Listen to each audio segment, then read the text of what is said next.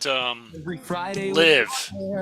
Testing tech to thrive. From screen share to breakout rooms, we push Zoom to That Live on air. Sit back, relax, and let's see what's in our tech hacks. Zooming in, we're testing it all. Live on YouTube each week. From audio to video. Yeah, a live would work. We're the Zoom Test Kitchen crew, here to innovate. Join the fun, learn the tech, don't be late. We'll dive into the settings, explore every single tab. Make sure your mic is clear, your camera not a drab. We'll show you how to host like a pro, manage like a king with Zoom Test. Oh, that's new. We zoom in with a zing, zooming in, we're testing it all. Live on YouTube each week. From audio to video, no feature we won't tweak. We're the Zoom Test Kitchen crew, here to innovate. Join the fun, learn the tech, don't be late.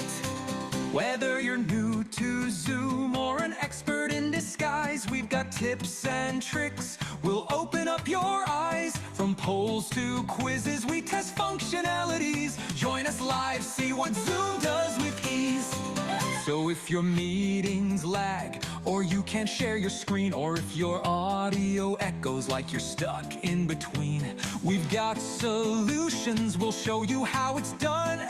Zoom Test Kitchen, where Zoom fun has begun. Zooming in, we're testing it all. Live on YouTube each week.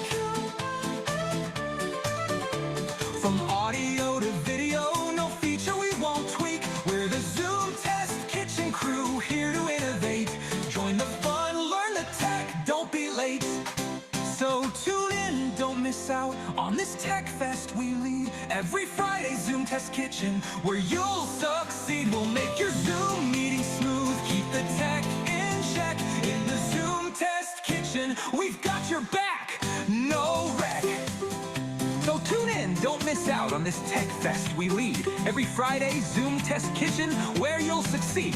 We'll make your Zoom meeting smooth, keep the tech in check. In the Zoom Test Kitchen, we've got your back, no wreck.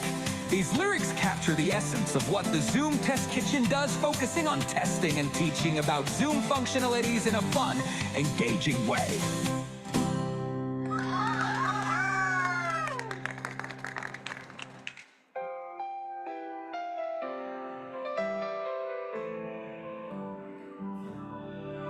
Zooming in, we're testing it all. Live on YouTube each week. From audio to video, no feature we won't tweak. We're the Zoom Test Kitchen crew, here to innovate. Join the fun, learn the tech, don't be late. We've got your back, no wreck. We've got your back, no wreck. These lyrics capture the essence of what the Zoom Test Kitchen does, focusing on testing and teaching about Zoom functionalities in a fun, engaging way.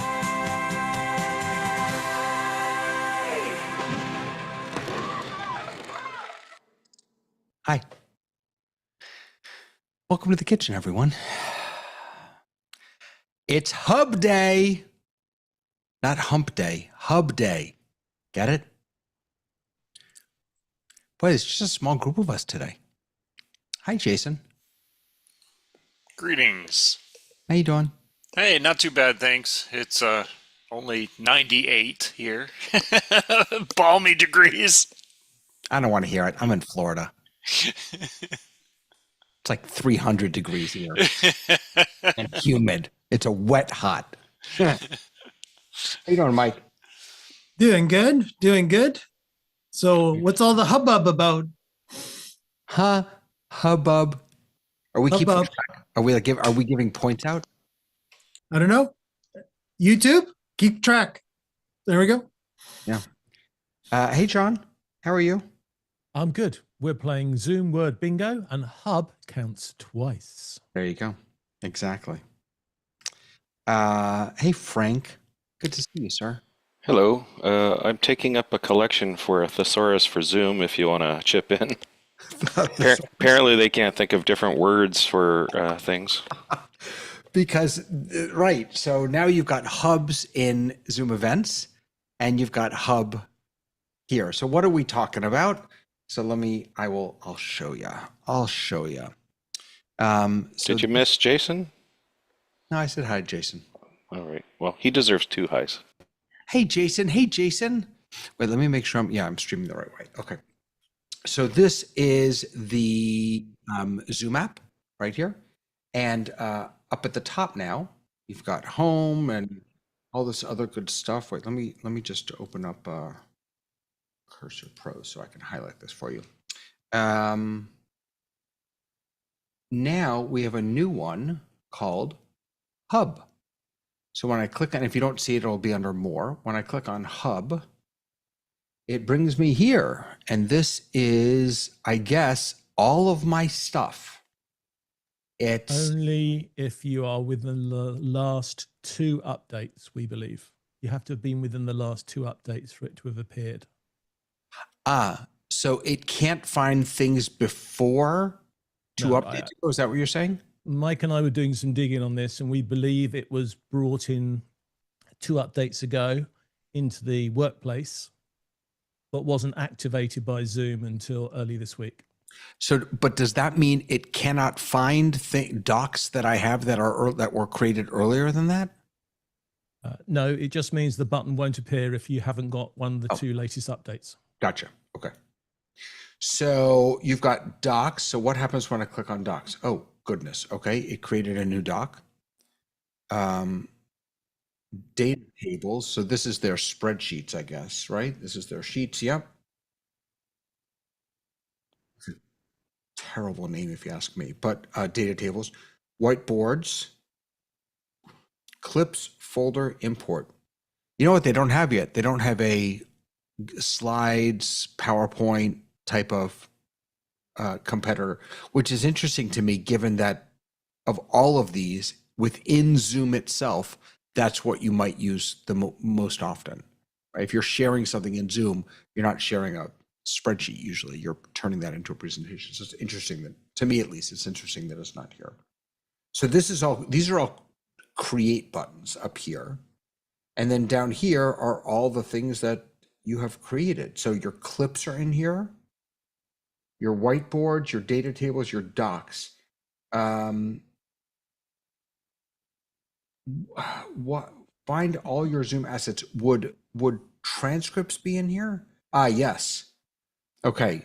So when you click up here in the search button, you get cloud recordings, docs, data tables, meeting summaries, meeting agendas, whiteboards, clips, shared folders. So pretty much everything is in here, except, oh no, cloud recordings are also. Yeah, look at that. So it's a universal search and a universal hub, if you will. There's 2 contexts there, though, David. There's your own files for your own meetings, but also if you've been in other meetings and you have access to that data of other meetings, then you can access that from this hub. Because presumably those fall under the shared with me Correct. tag, right? Which is And David, where you'll see that is where you see location, you'll see that there. location. So you see that one is shared by. Oh, I see. Location? Right. My files. No, why? That's Right. interesting. Because why? So I have all of these. What are these? I don't even know what these are. Okay, this is the recap. But why? So they're not. Oh, this is recent. Sorry. Okay, I understand now. This is not everything. This is just showing you your most recent. So that's something that's different with Google, as I understand it. No, that's not what I wanted to do. Sorry. I wanted to go, let me go back to Hub. Let me change over here. With Google, I believe, if I just go home, oh, it's suggested files. Yeah, so it's also not everything. But if you go to My Drive, it's just everything. So that's different than here. You don't have a, oh, you do actually. Sorry, it's the same way. Okay. So your recent things are going to come up here. Gotcha. And yes, sorry, then it shows you where it is. And it's in Hub in Shared with Me. Hub My Files. What do the three dots do? I don't know. Let's find out. It's Google Drive, basically, for Zoom. Copy link, open in browser. Open in browser.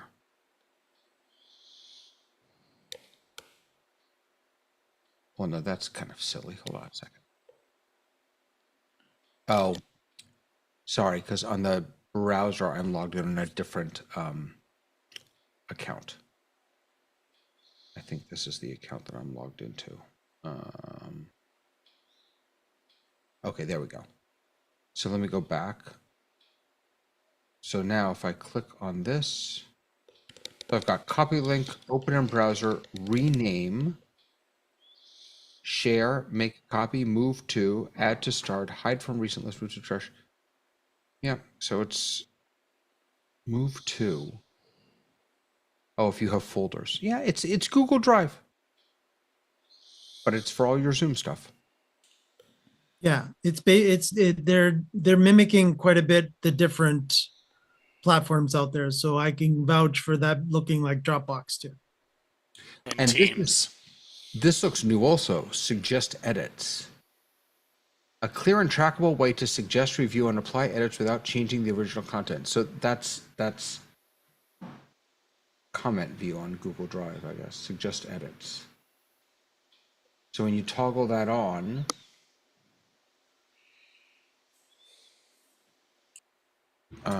this is an edit.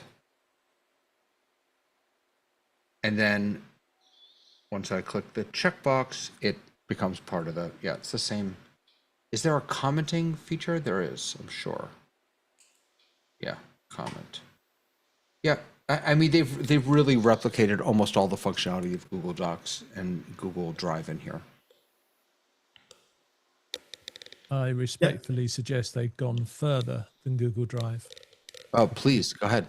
Well, the bit that I'm using a lot more at the moment, David, is if you have a look further down, there's a browse file by meetings on the left-hand side. Yeah. But sorry, say that again. Meetings on the left-hand side. Yes, sorry, thank you. That shows you the information on all the meetings you've attended, not just those that you were responsible for, but I have all the meetings that I've attended. And the access to the data that I can get out of those meetings depends on the access that's been given to me by the person that set up the meeting. Yep. So if they've allowed me to see the recording, I can see the recording. If they allowed me to see the meeting summary, I can get access to that, get access to maybe the transcripts. This is, are these the same thing? Meeting summary and these must be the same thing, right? Yeah, they are. That's a little strange to me. I just lost my why that you don't have here. It says meeting summary, and you don't have that anywhere down here. It's basically a thumbnail view versus a list view. So it's giving you both. No, but what I'm saying is that up here, it's clear what this document is. Down here, it's not at all. It just says Zoom Test Kitchen's personal meeting room. It doesn't tell me what this document is. That is inherited from the name of the meeting. And, and the thumbnail above is a screenshot of the notes. That's why you're seeing more in there. Because you use your PMI, every meeting you have is called Zoom's Test Kitchen meeting. Whereas when I schedule a meeting, I give each meeting a specific name, and then that would be the file name, right? Did somebody say PMI? Bingo. Oh, I get to bingo for today. But what I'm suggesting, I'm not complaining about the name of the meeting. What I'm saying is that there's a disconnect between what it says up here, what the same document is called up here, and how it's listed down here. And all I'm suggesting is that I would very much like it. I know what meeting I'm in. It says it right here. I selected this meeting, so I know what meeting I'm looking at.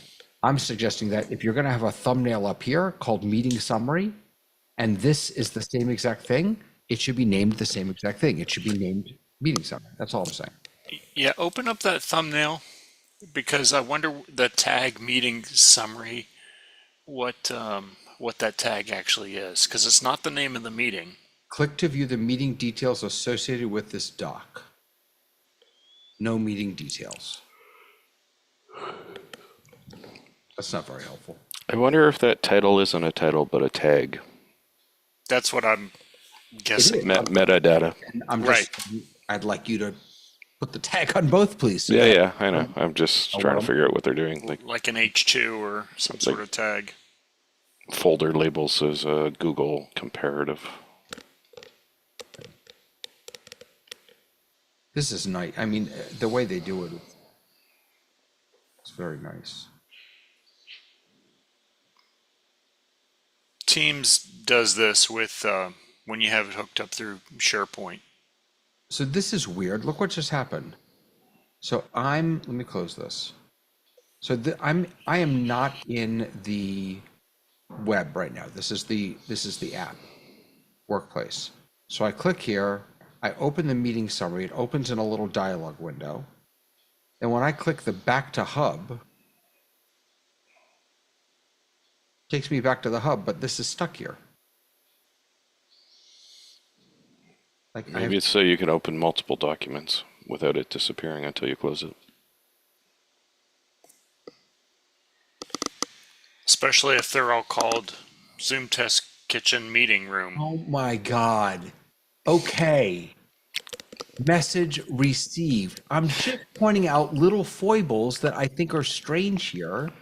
Like if I say, if this is a back to hub, take me back to the hub. You haven't actually taken It did underneath.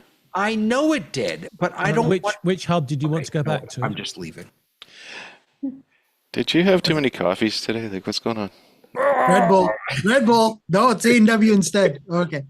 But no, John's right. Which hub are you talking about? What do you mean, which hub? No, Which hub were you going back to? We already talked about the fact that they're double using. Yes. Okay. Not Event Hub. Not Event Hub. This is a nice if you had a meeting with multiple assets, I agree with you. This is a nice way to browse those files and to find them.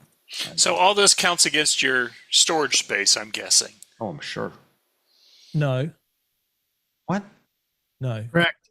Only the content that you own counts against your storage limit. If the content you are viewing belongs to somebody else, that does not count your storage limit. That makes sense. I've got a variation of meetings that I ran, meetings that I attended, meetings that I attended in people's events hub. And where they're not mine, it's not going to count for my limit. Which again is very similar to a Dropbox or a Google Drive. If you're sharing a file with somebody else, it doesn't count against your storage. Yeah, that makes sense. There's also this, so I just clicked on this. Sorry, let me get out of it because it's new. So let's click on it. Shared folders new. Shared folder is a central place for your team to seamlessly share and collaborate in docs. So create a folder. A shared folder is a central hub for team. What is this? What is happening? Yes, when John and I were playing with this was confusing too. So basically, it's going to automatically put, as soon as you make that folder, a file in there, and it's going to be one of those templates, based off of one of those templates. I guess what I don't understand is this. What? So now is it going to create something different? What is this progress? No, it's just looping Oh, it's just looping. between Okay. the two.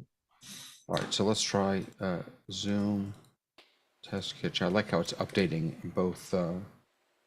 Introduce your folder. This is the official folder for ZTK. Oops. Blank shared folder, team hub. You saw how the preview changed? Yeah. Welcome to our team, team announcements, team members.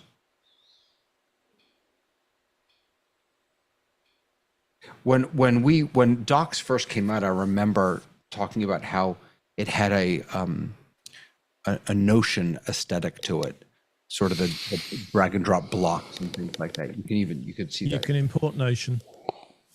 You can import Notion. Yeah, if you go to the top right where the new button is, you've got the option to import, and Notion is one of the things you can import. Yeah. Okay, let me just do this. Create. And so now under shared folders, I've got this folder and this doc that it automatically put in for me. That's really bad grammar. Welcome to join our team. Oh, that's interesting. Yeah. Why would this be? Yeah, I didn't name that. That really is, that's really interesting. Now, again, sorry, folks, but I'm on a doc here, or I'm in a folder, I guess. No, I'm in a doc. I want to go back to the hub. Where's my hub? I can't see it anywhere. I'm sorry, that's poor design. At the very least, it should bring the hub to the forefront for you. Team announcements. Team members. Oh, it's kind of these cards are kind of nice. I wonder if these are generated dynamically based on who's in your team. I don't think it is. No, because you have to upload the file here.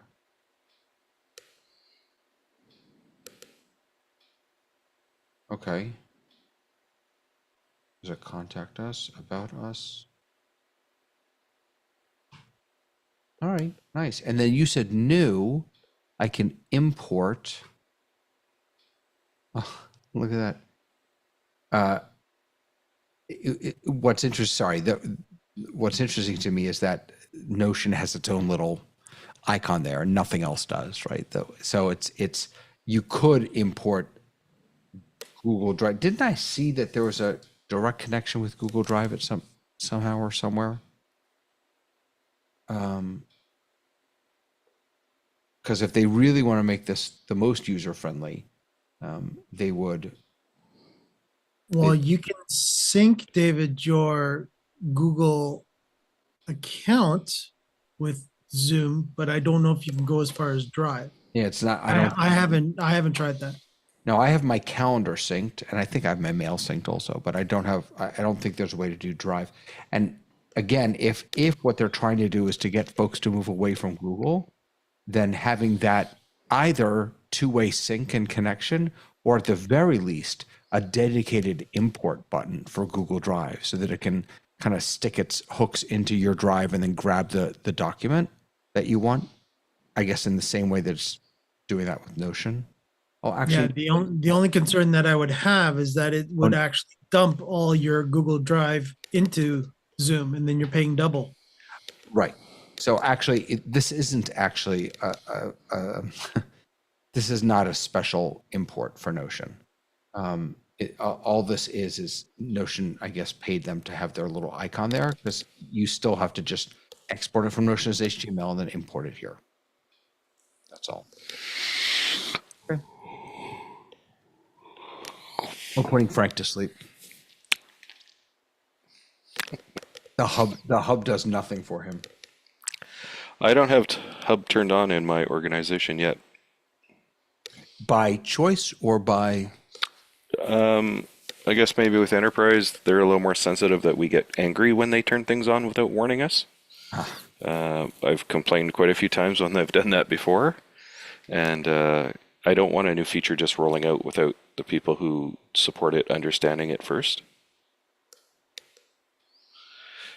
David, oh, sorry, go ahead. No, I Sorry. was just, we like to see if it's going to add value or chaos or whatever before we have, unleash it on the masses. So I appreciate them not turning it on by default. What is this down here? One click to unlock the full potential of Meeting plus Docs plus AI Companion. Ask AIC, AI Companion, from the meetings you host. Allow participants to ask AI Companion from your meetings. Give a summary of the meetings you host. Don't we already do that? And if you click Unlock for my future meetings, it's going to adjust your settings for you. Your personal settings. That's Yeah. user level. Yeah. Looks like they're really pushing hard for people to adopt their AI tools. Two questions from YouTube, David. One from Robert. Can you share a document with someone outside your organization, like with Google Drive? Yeah. And John is officially giving thumbs up, which means yes. Oh. I think it depends on your global settings. Like as an administrator, I think I can prevent end users from doing that. Share. So let's see. Of course, we know David likes to have everything available to everybody all the time. Sure, why not? So link access, yeah, it's the same exact thing as if you are on a business plan in Google Docs or Google Drive. You can have just the people you've invited, anyone in your org, or anyone with the link. You can do it at a folder level as well, David. So you can create a folder and then set the rules for that as well. And right, and then you can change, are they editor, commenter, or viewer? I gotta say, like, all of this just seems like table stakes to me. If they didn't have these features, we'd be criticizing them, right? I wonder what the usage, what the uptake on these has been. I wonder how many people are actually using it. I gotta feel like a lot of this is geared towards medium-sized organizations that are trying to, decide, am I gonna go with Google or Microsoft or Zoom? Oh, look, Zoom already gives me a lot of the things that we can't afford all three or two or whatever, right? Because for a big organization, they probably already have one or the other. Right. And there's a question from YouTube for Frank from Good Clicks, aka Mr. Ray Harwood.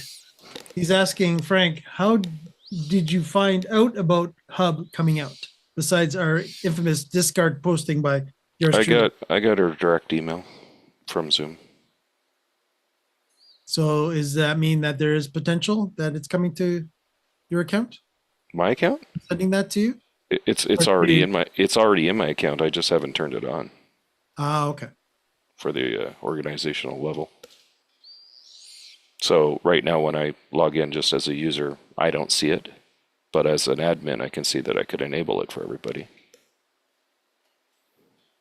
And just to ruin Ray Harwood's thunder, it was announced in the release notes. Yeah. Except that it was announced in a release note section of its own, which of course nobody knew it was there, so nobody saw it. What that Except for me. I just happened to be skimming the release notes, and all of a sudden I said, what's this new product? Oh, Zoom Hub. I guess everybody in Discord should know about it. Yeah, here's on August 5th. There's no new Zoom Workplace app version associated with this release, so they just pushed it. Introducing Zoom Hub. Right. Meaning what John and I freaked out about after our show on Tuesday was the fact that all of a sudden the tab became available that afternoon. We didn't have to do an update. We didn't have to do anything. So as long as you've had that version, then you have it. I have to say, so I just clicked through to the Zoom Hub support. This is a terrible page. This is so unappealing to me as an end user. I'm just saying. Sorry. I know I'm being a little pissy today, but Maybe it's version 1.0. no, of course it is. I understand that. I'm just saying, like, Gotta push something out, but like have it look nice at least. Put a picture or something, some clip art or something. I don't know, anything. So with all this stuff in the hub, I mean, I guess you have to be, if you're trying to manage your storage space, you really got to be on top of your AI companion participating in all your meetings, I guess. And, I don't know that I need notes at every single meeting, Right. And that button that I almost pressed before would have automated that. It would have turned it on for every meeting automatically. You're right. Hi, Ray. How are you? We were just speaking about you. Yeah, I know. I was watching. I know. And then John made a comment and I had to come on.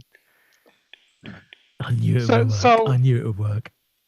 If we say in the Ray's Zoom name 3 community, times, yeah, in the Zoom community champion space that several of us do participate in, we have a couple of documentation people who don't frequent there, but they are attached there. And occasionally when one of us will go, hey, there's a documentation thing, someone like Alexis or Carla or Bree will go, hey, at, whoever the right person is and kind of clue them in on something. So one of the things I pointed out was that the hub really is kind of inextricably linked to the Zoom Workplace app.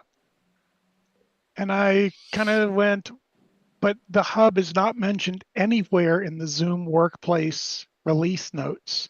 And so they sort of made a post in the Zoom Workplace release notes after the fact saying, oh, look, the hub is here and there's a link there that takes you to some of the documentation for it. So, trying to make sure that they make all these sort of announcements consistently. It's the reason I asked Frank, how'd you find out about it? Well, someone emailed him directly, but I don't think the rest of us got an email about it. We just listened to Mike. Hey, Mike, what you got? the only thing I'll offer about that is that yes, it's I'm not sure it's inextricably linked to the Workplace app because you can use it fully in the browser. That is to say, it's not reliant on the Workplace app, so it's not necessarily a Workplace release. Just a thought. Yeah, I get that. All of the items that you can get in that little click here to use the web version of a thing, docs, clips, all of those things, they really are, they're built in on the desktop for browser. That's one of the things you'll see in the release notes for Zoom Hub, is that it's only available on desktop and the web browser. So it's not, I don't know if it will never be on other devices, or maybe, but I'm not sure I would want to use the Zoom Hub on my iPhone. So wait, I'm sorry. You said for a fact it's not on the iPhone? I'm just opening my iPhone up. Well, the release notes say it's not on the iPhone. Yeah, it's not. Not on my iPad either. So. Yeah. No. So kind of to several people's comment, I think, the goal here is to get this into small and medium-sized businesses where people are probably sitting at a computer most of the day. And, going to Zoom meetings with people from other states or countries or whatever. And, hey, let's all share this stuff. In fact, I had a community post this morning that I had a small issue with, and I actually created a doc, and I went into the Zoom community forum team chat area and posted that doc for people to read to see what the issue was and how I recommended they fix it. Yeah. Yeah, Hasmuk, go ahead. Yeah, I'm quite happy that we had a discussion on the business license last week in Zoom Test Kitchen. I had an event on Thursday with a pilot with a mobile operator, and they were trying to connect 90 of the stores. I wasn't expecting any thrilling attendance. and I had a pro license. And my staff was saying to me, we are now at 98 people in the meeting. Yikes. So I quickly ran to my desk and upgraded my license uh, confidently because I had only needed to buy one license and probably took a minute to refresh on the other side and we hit 234, I think. So that was saved my bacon. So talking about bacons, I'm trying to run a report and looking at reports for that meeting, when you go to usage reports for that meeting, it says participants 344. And I thought, I only had a 300 user license. Why would I have 344 participants? Non-unique users. So what I did is I exported the CSV Yep. and opened the CSV, and in the CSV it says 254. People joined on multiple devices. Right. In the Zoom report, you can tell it to clean up the non-unique users before you export the CSV. Yeah, got you. Um, the other thing I noticed on the exported report, very few have the email address in the email column. What's that dependent on? Being logged in. Yeah. Ah, so okay, we didn't switch on the. You had to be logged into your account to join the Authentication meeting. requirement.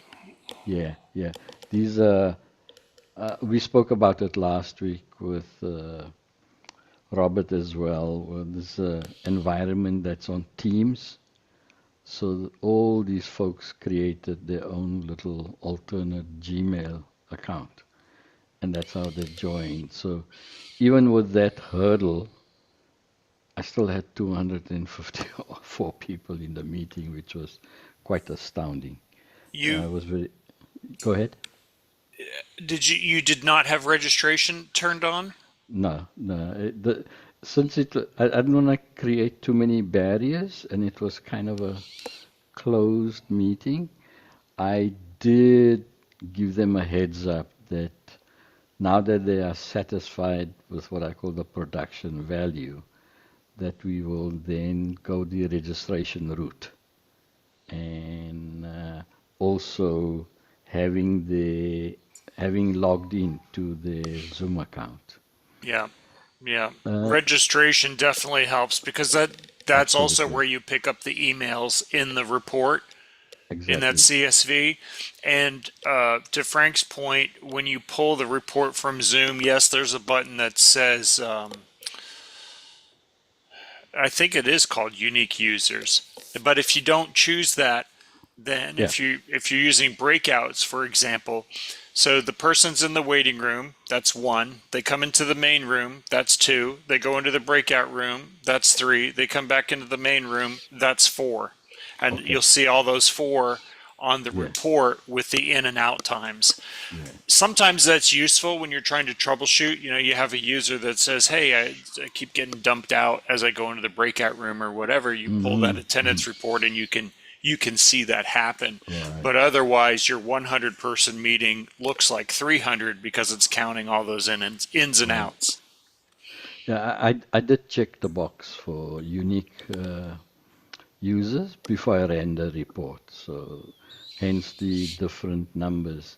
My last question, no, query is retroactively, the medical department wants to now award the certificate or what we call here continuous professional development points, and but only if they were present rather than that they were online.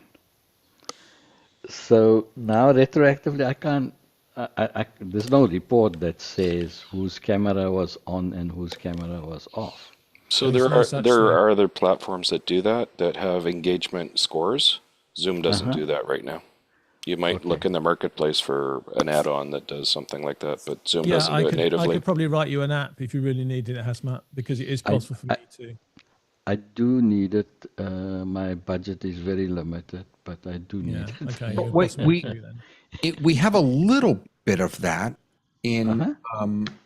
in the. Let me go back and see if I can find.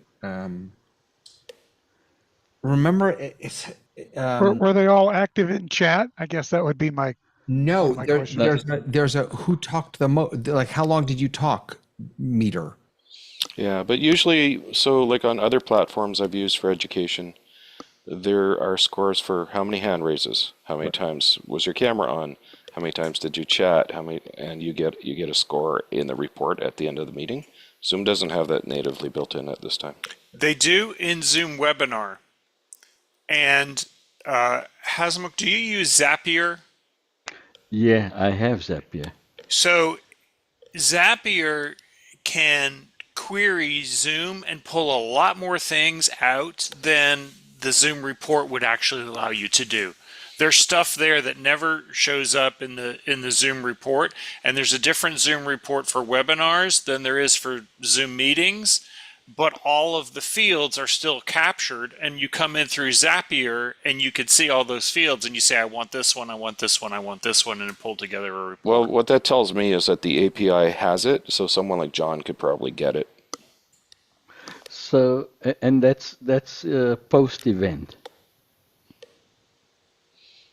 I haven't tried it. Yeah, I would think so. I don't think that the report will generate till the meeting ends, so you can't do it That's what I during the thought. meeting. Yeah. That's Okay. definitely true. Yeah. But yeah, I don't know the exact answer for the question that you're asking, Hasmo, because I haven't tested it that Right. far. Right. But I mean, there's other ways to do this, like polls or surveys or other engagement mechanisms while the meeting's going on. So you could be doing answer this question, and then to see if they're paying attention or not. And if they don't answer 20 questions, then they probably weren't. They probably weren't even sitting in front of the computer while the meeting was on, right? Well, Yeah, I run meetings, and I run quite a few medical meetings myself, and I run other meetings. And what I notice is if I have a session where they're all going to go into breakout rooms, I will often ask a question so they can define which breakout room they want to go in. If I ask that question at the beginning of the meeting, I can get 95% response. If I ask that question halfway through the meeting, I will probably only get 60 or 70% response because the other Right. people have wandered off and they're just pretending they're in the meeting. yeah. So what these folks did to promote or encourage, we talked last week about the culture of having your cameras on, and they were acutely aware of that. So they gave out random prizes during the 1 hour session. And a couple of people put up their hands and the camera was not on. So, okay, you don't qualify. Next. So didn't award the prizes to those who had their cameras off. Yeah, that's called gamification. Here we go. Here we go. Thank you. I really look forward to my Fridays when I can come and interrogate some of my production issues. So last week was very useful, and so is this week. Can someone please point me to that engagement, to the engagement score that I cannot find it for the life of me. I don't think you're going to find anything called engagement score at No. least not in meetings. Is it called that in webinar? I don't know. They've got this Zoom engagement score. No, that's something else. Sorry. Read AI has an engagement score. That's third party. Correct. The one thing Frank might be trying to refer to is the meeting coach that is at the bottom of that's what I'm thinking of. Thank you. Right. The big recording and all of the stuff that AI puts down there, and it'll tell you, you said and ah 20% of the time, and You They- talked more than 5 minutes half the time, and yeah. But I bet you at some point Zoom will have an engagement tool that you can turn off or on. It's a big oversight for education, and lots of other platforms have it. Hmm. So it's probably being worked on in their skunk works somewhere.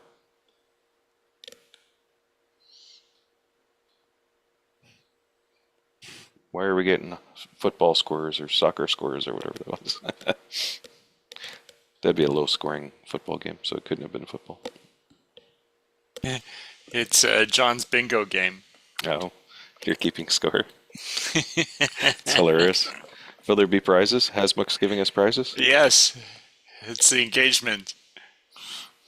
Put your cameras off. Speaking of engagement, I attended a demo today from our friends over at StreamAlive, and they have a plug-in within PowerPoint.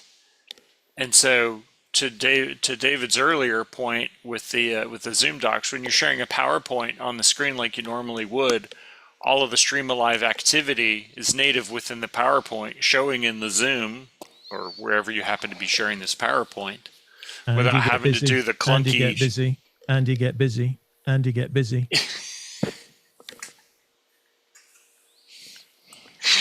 So it's not as clunky as it used to be, but you get all the interactivity, and they have a spinner wheel, so when you're giving out prizes, you spin the wheel kind of thing. So does Kahoot and most of the other sort of meeting thingies like that, right? Yeah. Yeah, So but you don't the have to first one use I've the seen Zoom app. embedding it in as an add-in into PowerPoint. I don't think I've seen anyone else do that, and that was cool. Yeah. The problem is when you try to teach someone who hasn't done all this before, you're going to put a plugin in PowerPoint to have in your meeting to have a tool that does a thing that Zoom doesn't. It starts to be a whole chain of causation, right? Yeah, but usually what I end up doing is I just show the PowerPoint on my end and then pass the remote control over to whoever's on stage now, So you get 3 presenters, they all send in their PowerPoints, I drop it into one, same template, same aspect ratio. I fix all of that nonsense that you get from everyone's junk. And then here's one deck, we put it up on screen, pass the remote control around. It's your turn now. Build the interactivity in there. They don't know how it was done. No, it sounds slick, and I think that's because you're an event specialist or whatever your job title is, and we have people, and I can do that for people too. But when they're left to their own devices and they don't know about stuff like that, it's like you're talking Greek to them. Can I ask a question? Sorry, I zoned out for a minute there because I was researching something. The engagement thing, the measuring engagement, couldn't Zoom OSC do that? Probably, but knows what I when- was referring to is out of the box, right? Like No, Zoom- understood. I'm just saying, but Zoom OSC knows when you raise your hand. It knows when you're talking. It has all that. Well, it sounds like Zapier can get it too. So it sounds like the APIs are capable of giving it. It's just that Zoom hasn't built it into the front end for the average user. Gotcha. Well, yeah. and I guess I would say Zoom OSC doesn't collect data and store it for later analysis. I think Frank's point's probably best, and John will probably choose to agree with me on this point at least, is that the data is available from the API. All you need is something to grab the API data, which could be Zapier or could be a program that you write, and just collect it along the way and then provide it in a format suitable for analysis. Or I do could the not only analysis for you. agree with that, Ray. I could say if you go to the App Store, there is an app that tracks how many times you react, because if you put your hand up too many times, it will kick you from the meeting. I've heard of this app. It's pretty famous. I think John Drinkwater developed it. Some sort of mad coder scientist. All right. As you're looking that up, we do have a question from YouTube related to an issue that I thought was resolved by Zoom, but it seems to be still out there, which is related to Zoom accounts not allowing multiple logins on multiple PCs. First question, paid account or free account? All right. I will wait for McNasty Daily to get back to us on that. Explain the difference, though. For like what? So the difference is with a paid account you can, with the free account you can't. Free accounts often have limitations that paid accounts don't. So that would be my very first initial question if I was trying to triage this as a support ticket. Okay, yeah, he did come back and he just put it in chat for us. He said, so basically I have a MacBook Pro and a Mac Mini, same Zoom account, but when I join after hours, I have to sign back in. Right, but what we want to know, McNasty, is your Zoom account a paid Zoom account or a free Zoom account? And also, I would also ask, do you have more than one Zoom account? Because if you're, it's free. So If that you could are- be it. If you are logged into two machines at the same time, as I am at the moment, I have a Mac machine on over here and I have a Windows machine logged into the same thing. My Windows machine tells me I'm in the meeting. And if I click on the button, it will then switch the account to being live from where I am now on the Mac to the machine that I requested on the Windows machine. And I also have that for my Android phone right now too, because I'm logged into my studio where I am right now, and also my Android phone with the same account. And it does have that switch button there as well. So by default, existing users can be signed in to Zoom on 2 desktop computers, 2 tablets, and 2 mobile devices at a time. If you sign into more than 2 devices, you will be automatically logged out of the first device. Admins on eligible accounts can increase this limit for users on their accounts. Read the requirements, though. Right. Requirements for allowing users to sign in on multiple devices, all paid account types, and account owner or admin privileges. So there's your answer. Not available. I'm sorry. This setting is available for all paid accounts. Sorry, setting is not available to free accounts. So there you go. There's just one other limitation to be aware of is that when you're using an app that uses the Zoom API, at least in the implementation on Ecamm's side, I cannot be logged into Zoom through Ecamm on 2 computers at the same time. I have to toggle it back and forth. I don't know if that's an Ecamm limitation or a Zoom limitation, or a Zoom API limitation, but so free accounts, no joy on multiple devices, and possibly in the API, unless that's just an Ecamm thing. It's a really good question, though. And as And a the follow-up limit's to now that question, 5. 5. So follow up to that, when I'm running events and I want to ensure that it's one butt per seat, that they're not sharing links, then I turn off the feature allow to join from multiple devices. And so so you could share a link, but then once somebody uses that link, anyone else is a no-go. And that works. However, what you have to be aware of is if your presenter all of a sudden drops out of the meeting and then they try to come back in on their phone, if their first Zoom login hasn't totally dropped and cleared, then they're locked out because of that restriction. So you do have to plan for that and give your panelists, multiple logins that they could run at the same time or just switch to a different device and that kind of thing. Good call.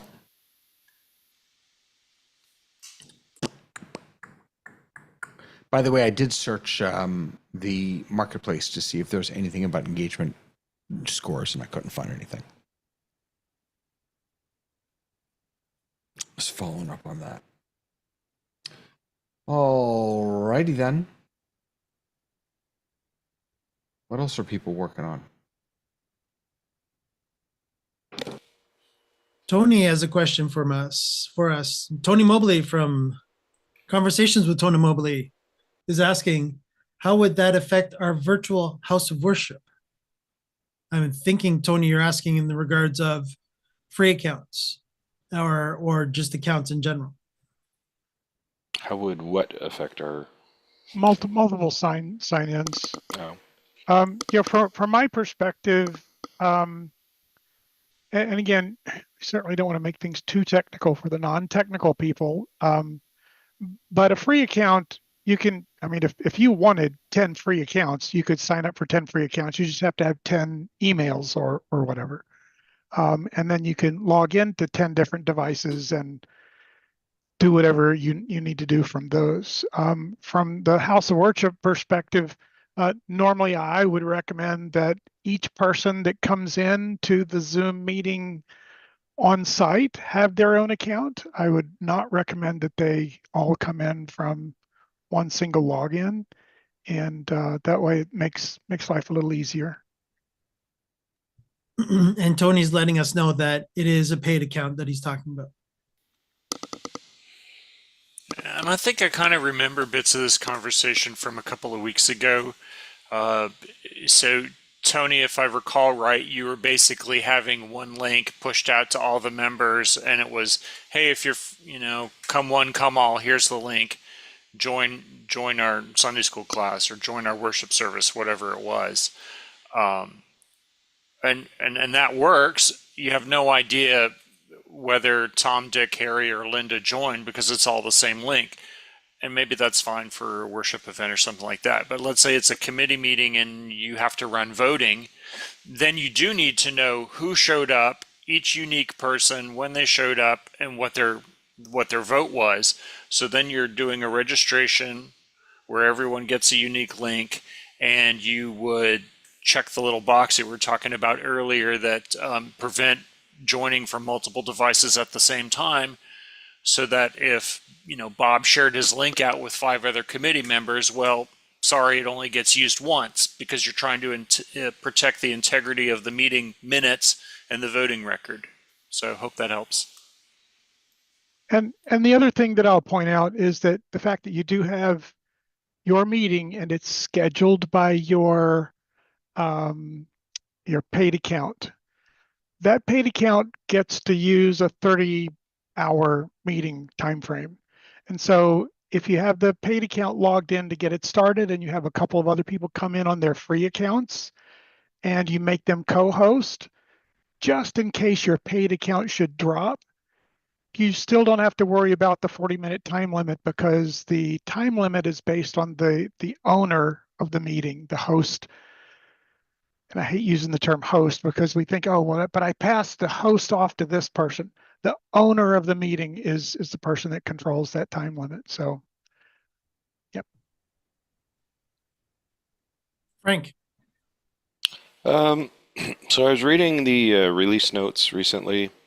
There's a new enhanced feature regarding personal meeting rooms, and I'm trying to parse what they mean by it. And I was hoping the Brain Trust could chip in on what they think the interpretation of this is. Did I hear something about PMIs? PMI? Yeah, so here we go. I'm going to share my screen. I did this just for you, David.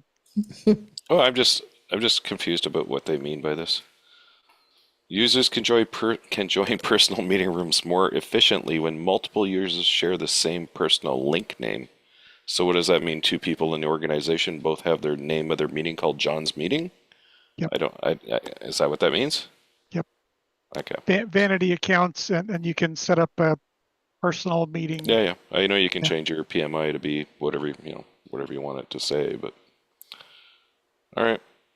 It didn't come across completely clear to me if that's what their I had to read it intention 2 or was. 3 times too. That's not clear at all to me. That doesn't make sense to me at all. What can you do with your PMI?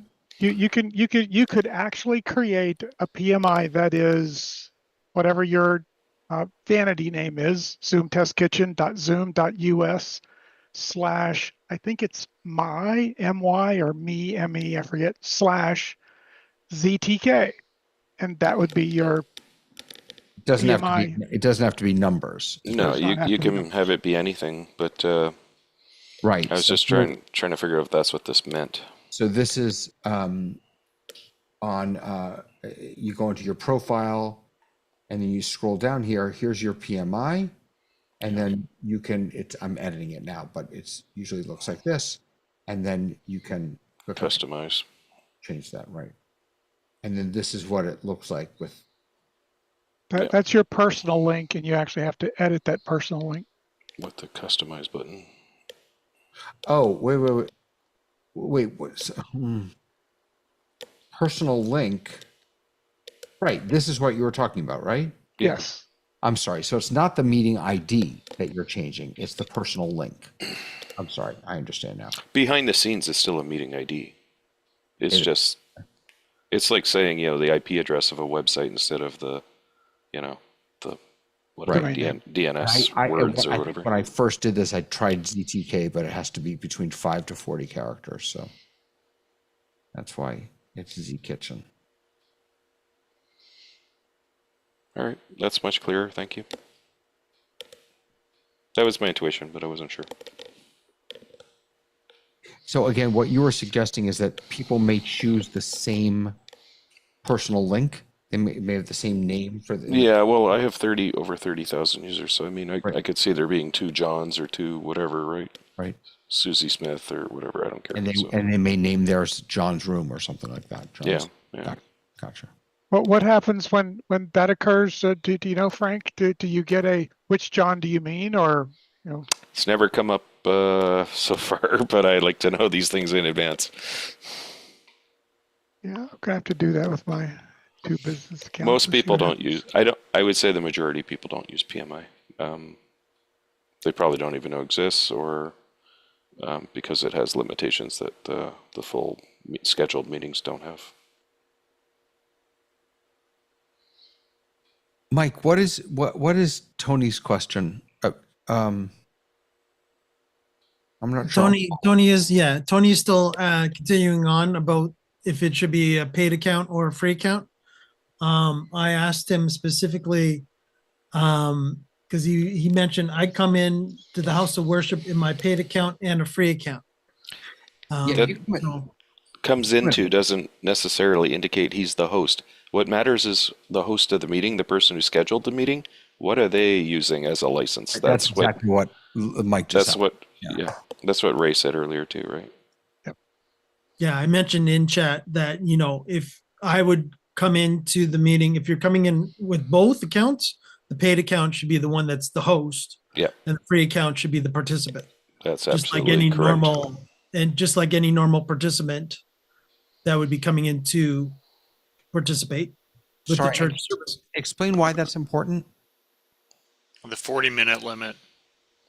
Yeah, majority of the time and the 40-minute just to limit. clarify even further, the creator of the meeting should be a paid license. I'm not going to even use the term host. Yep. Okay, the creator of the meeting needs to be a paid license. Then when people attend the meeting, you can designate anyone as a co-host. You could even pass host role off to any attendee of the meeting. And the freebies are not whacked at 40 minutes. Nor are other things. So, for example, I'm in a business account. So this meeting has a maximum of 300 people, and I've started streaming, and there's a whole bunch of stuff going on that I started as the originator of the meeting. At 4:45, I pass host to Mike, and we don't lose any of that stuff, even though he may not have a business account. Hey, Ray. And the other thing, and I get this question a lot over in the Zoom community. I attended a meeting, and the host passed host to me, and the host left. I hit the record to the cloud button, and I can't find the recording. And the simple answer to that is all of the assets relating to the meeting belong to the owner of the meeting. They do not belong to whoever was host at the particular time. So you may have a meeting that has joined before scheduled, and 15 minutes before, someone with a basic account comes in, and the meeting still has all of the characteristics of the owner of the meeting. Same thing for alt hosts and joining before host and activating the host key. Even if you become the host, it still has the characteristics of the meeting owner. Right. And Tony was just following up with, he says, I'm not host, I'm a co-host on a free account for recording. So I guess for local recording. So that gets to what you were talking about, right? Yeah. So so definitely make sure, Tony, that the main meeting that you're coming into, that you're doing the recording for, that person is at least a minimum of pro license or non-free. Well, but the other thing that I just because of contingencies, I think you could allow him to locally record without making him co-host. But you want him to be co-host in case something happens to the internet connection of the actual host. The co-host will survive as the host and the meeting will continue, as opposed to possibly just getting dumped because there's no valid host left. Or Zoom will randomly assign somebody the host role. Yeah. And that's I happened. was just going to ask. So if you don't have a co-host and the host drops, Yeah. it randomly chooses someone? Right. Or depending upon your security settings, it may just end the meeting altogether. But you have to specifically. Is it push those random or buttons. is it the order of entry to the meeting? It does have something to do with the order in which people show up. So what Ray was saying earlier happens in corporate environments a lot, where the creator of a recurring meeting will, let's say Monday morning team meeting. Okay, we set up 52 of those, and the creator of the meeting doesn't show up because they're an admin or whatever, and so they check the little box, allow people to join before the host, right? Because this IT admin person has no intention of attending the team meeting. So these people show up to the meeting, they have a great meeting, and then they either want to get the transcript, the notes, or the recording of, and they're like, I can't see it. Right, because those assets are tied to the creator of that meeting, and that person has to log in and then push out those assets to the other people to see.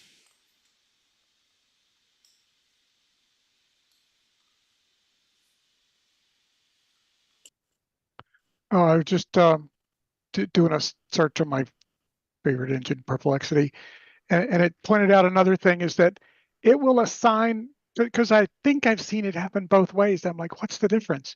It says if there's an authenticated participant, it will assign that person co-host. But if there are people who are not authenticated, in other words, they're just use the URL and they're not logged into an account, my guess is at that point, the meeting kind of dissolves. So that would mean if they're using the web browser to join the meeting as opposed to using the Zoom Workplace app. Well, you can use the Zoom Workplace app not being logged in. You can bring up the Zoom Workplace app and not be logged into the Workplace app. And there is a join and there is a host button. And so you can join and not be authenticated at that point. If you're not logged into the web portal and you're not logged into the app, you are an anonymous user, and that's usually when it asks you what do you want to have for your display name, and that pops up. I'm confused. I'm the host of this meeting. I can't leave this meeting. The only thing Sure you can. Well, it's PMI. Might be different. Well, no. Shut the power off of your building right now. No, You'll be gone. You'll be gone. Right, This is what what I'm we're saying talking is about is contingencies, really. You're right. You can't leave. Just leave from with within the exit button. The only button I have is end. You only have end. So But if if you you click hit it- end, it will ask you to designate somebody before you go. It should. Go ahead, try it. Just click on it. Go ahead. Wait, really? Yeah. Goodbye, everybody. If you've never seen it See you next before week. and you've never done it, you don't know. Although I've never used PMI in this case to host it, but we'll see. That's what I said to the officer. He didn't What believe me. do the co-hosts see? Do they see end? Yeah, Mike, what do you see? What would you like me to do? What do you see in the lower right-hand In the corner? Is bottom it an right? end What do you button or see? what is it labeled? Don't do it, Mike. He's trying to make you take the fall if it all goes sideways. Don't do it. Don't do it. Okay. No, so you're before- fine. Do it. Do it. Does it say leave, exit, or end? Mine officially says leave. As co-host. Okay. I'll do it. but Do I it, think it's David. gonna end the meeting. It should give You- you you- a two-part Wait. button. Play the It's always gonna pop outro up. music first, just in case. Okay. I'm zooming in. Check it Yeah. out. Yeah. All right, there we You go. will press fix the it in. button. I'll see you all back in Post. a minute if we end. No, okay. I press the button and I have two options: end meeting for all or leave meeting. Yeah. I also have close all my apps and give feedback, cancel.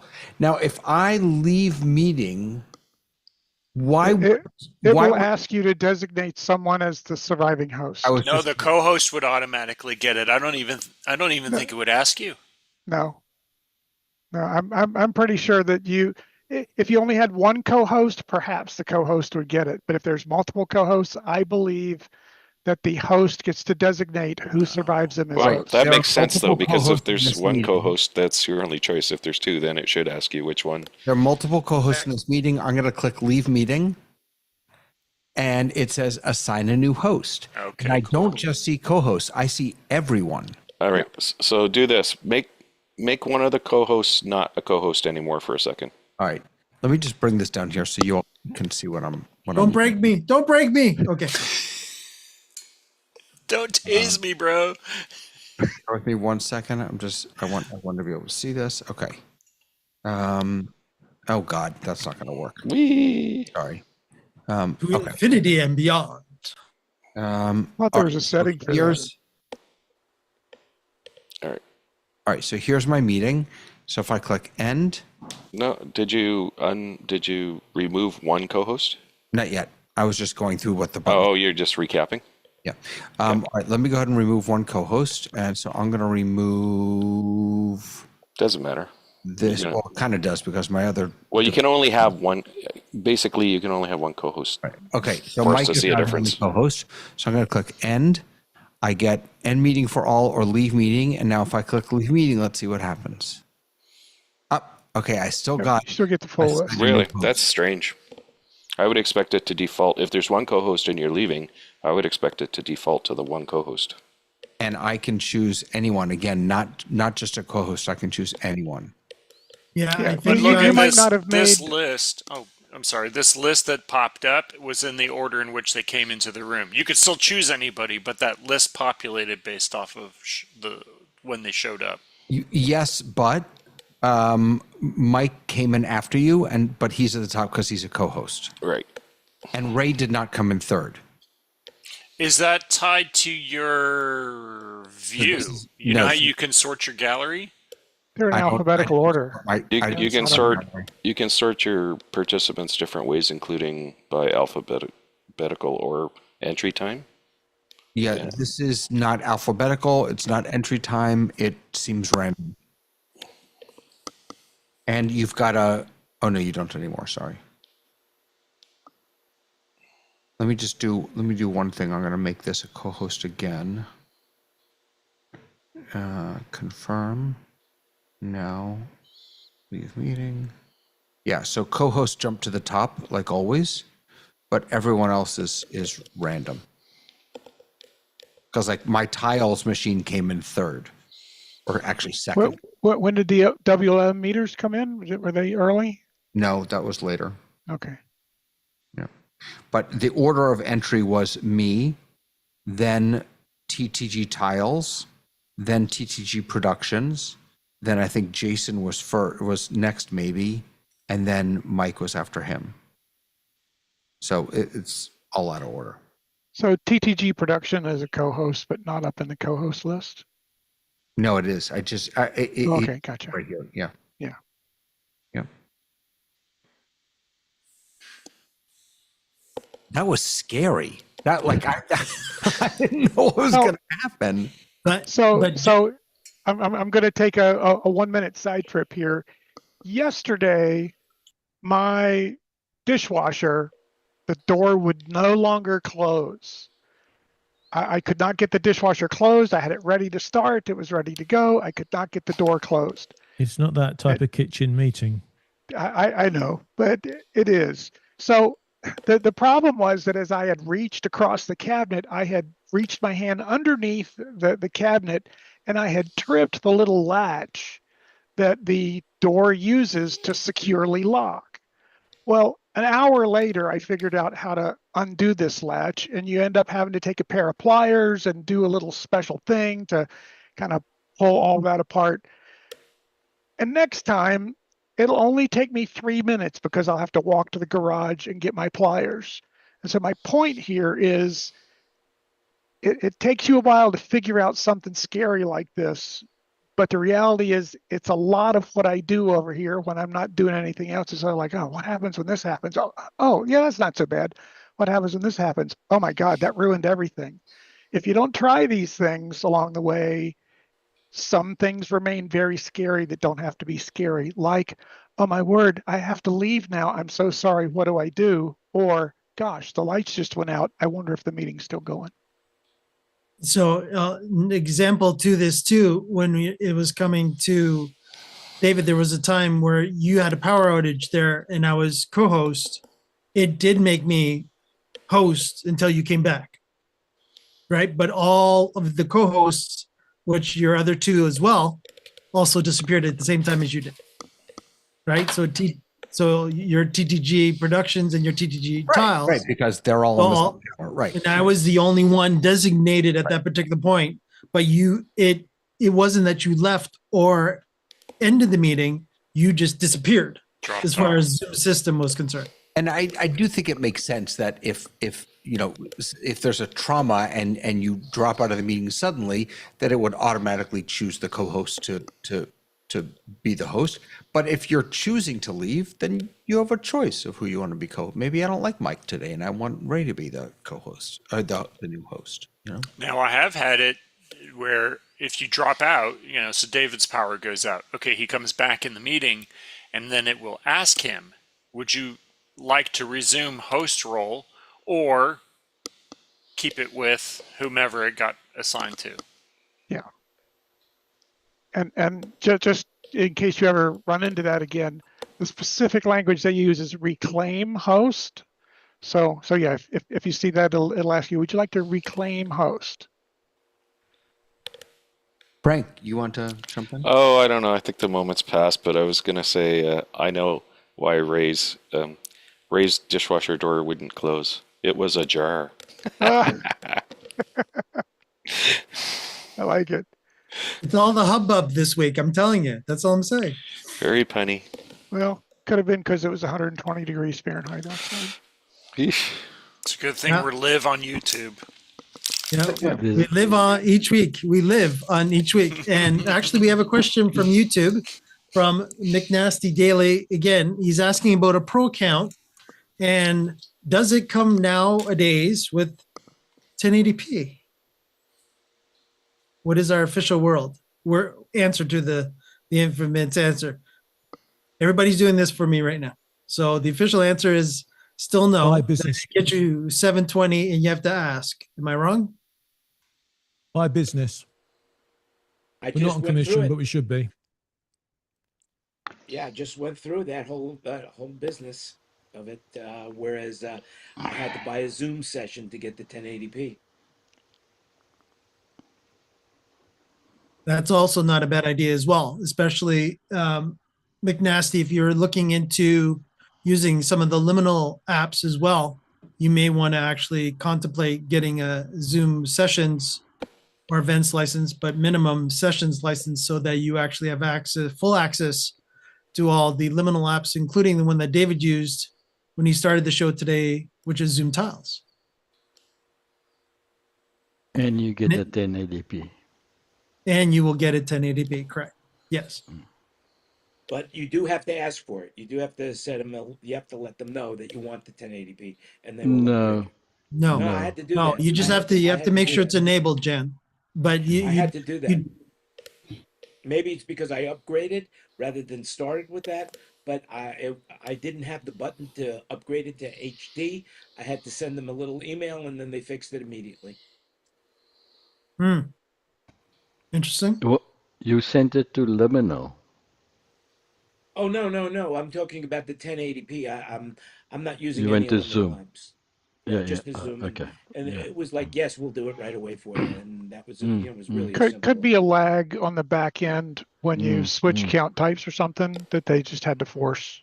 Yeah. But Ray, correct me if I'm wrong, but by default, 1080p is enabled, right? On sessions? Once you have sessions? Yeah, you say by default, like that means always it'll come on. There are still check boxes to check and switches to switch and all that sort of stuff. There are ways Right. that you can screw yourself out of 1080p without even trying. And what I wish I had the ability to do was be like John and write this really cool app where you could ask me, how come I'm not getting 1080p? And I say, look, first, authorize my app on your account so I can look at all of the settings I need to look at, and I'll tell you which one you need to reset. Yeah, I sorry, Ray. I guess what I meant by that is that it's not great. It's not a grayed out toggle. That's that my better? understanding. It's been a while since I've done that, but yes. Yeah. Ray, Yeah. are you using 1080p right now? Am I using 1080p? Yeah. No, because I have a gallery view, and so I'm only getting whatever people send from the gallery. I don't think that's what Jen is asking, but go ahead, Jen. Try again. Take two. Yeah. In other words, are you broadcasting in 1080p? And John, because unless I it's don't my get to screen, choose, Jan, I don't get to choose what resolution Zoom sends. If there's anybody who has pinned me, you should be getting 1080p and I'll be sending 1080p. But for those of you that probably, I mean, like me, have the gallery open, my video says I am sending 320 by 180. So if you go to your settings, go down to the statistics, look at the video tab, you can see what the send and receive resolution are. Now, if one of you will be so kind as to just pin me on your device. Oh my God. I did it, Ray, and you're still not coming in as sharp as everyone else.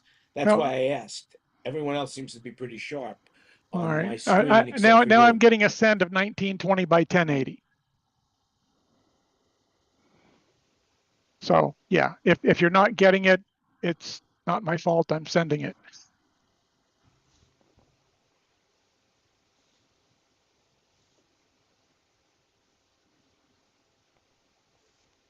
Yeah, there's so many factors. I mean, you know, I've gotten to where people who ask the complicated question, how come I'm not getting 1080p? I just don't even answer them on the community anymore, because if that's all you're going to give me is that one liner, possibly followed by how much you hate Zoom and you think Zoom is really crappy, then I don't even, you know, I'm not going to waste my time. If you go, gosh, I've got a Lenovo device, I've got this, I've got that, I'm running this, I'm running that, and I have this thing clicked and that thing clicked, and I'm still not getting 1080p. Now I can probably solve your problem in maybe one or two questions, not half a dozen or two. You wouldn't enjoy my job. I always started zero and have to pull teeth to get the information. Right. Well, that's where, you know, if John and I could work together and create this app that I created in my head moments ago, you know, you could go, give me just a minute, I will look at your settings and figure out why you can't do it. Well, they have all those websites like Check Your IP or Tell Me About My Operating System, and the browser gets all the information for you, right? Like, what's my browser? What's my operating system? Yeah. If you could validate someone's Zoom settings through an app. Zoom There has is it built in. remote control. You can. Yeah. You know, you could do that. If it's already built into the Zoom client, if you send a report to Zoom and you say include logs, Zoom gets all that information. Right. But we don't belong to the Zoom company, so we don't get to see those. But you reports. can do it if you set up it's in your admin. If you're admin of the account, you can enable, essentially, it's like desktop support. Yeah. And you invite a person to a meeting and you can see their settings and then say, oh, okay, we need to change this one. I know. I think what Ray's describing, though, is some kind of application that would tell him, even though he's not part of your organization, he could say, go to this website and I'll get a snapshot of what your settings are, so I don't have to ask you questions because you don't know anything. And the app would, like the website or the app would query the Zoom client and gather the settings so that Ray could analyze them and say, okay, I understand what's going on now. Well, and it's been a while now. I can't remember how far back. You know, we had Andy here and he showed us the remote settings app. And in that discussion of being able to kind of look at people's audio and video settings, the conversation around that was, we're looking at expanding this to be able to look at other settings and so forth. And I don't see that the app is any more capable than it was when we talked about it, those many years ago, however far back that was. You brought us full circle though, because Zoom and their overusage of the same kind of terms. There's the Zoom remote control app, there's Zoom remote support app, there's the one you just mentioned. They all sound so similar, and if you don't know the nuances, it gets very murky. The infamous nuances. Not pretty. All right, we got another question from YouTube for the audience, or for our panelists, I should say. And this is from Tulloch, watching us all show long. Thinking of large style meetings with consequential elections or votes, how do you keep the vote tallies and make sure they're not multiple votes from the same people? Use an external voting app that is tied to the email address. All right. Jason, you went first on your hand up. You first, and then I'll go over to John.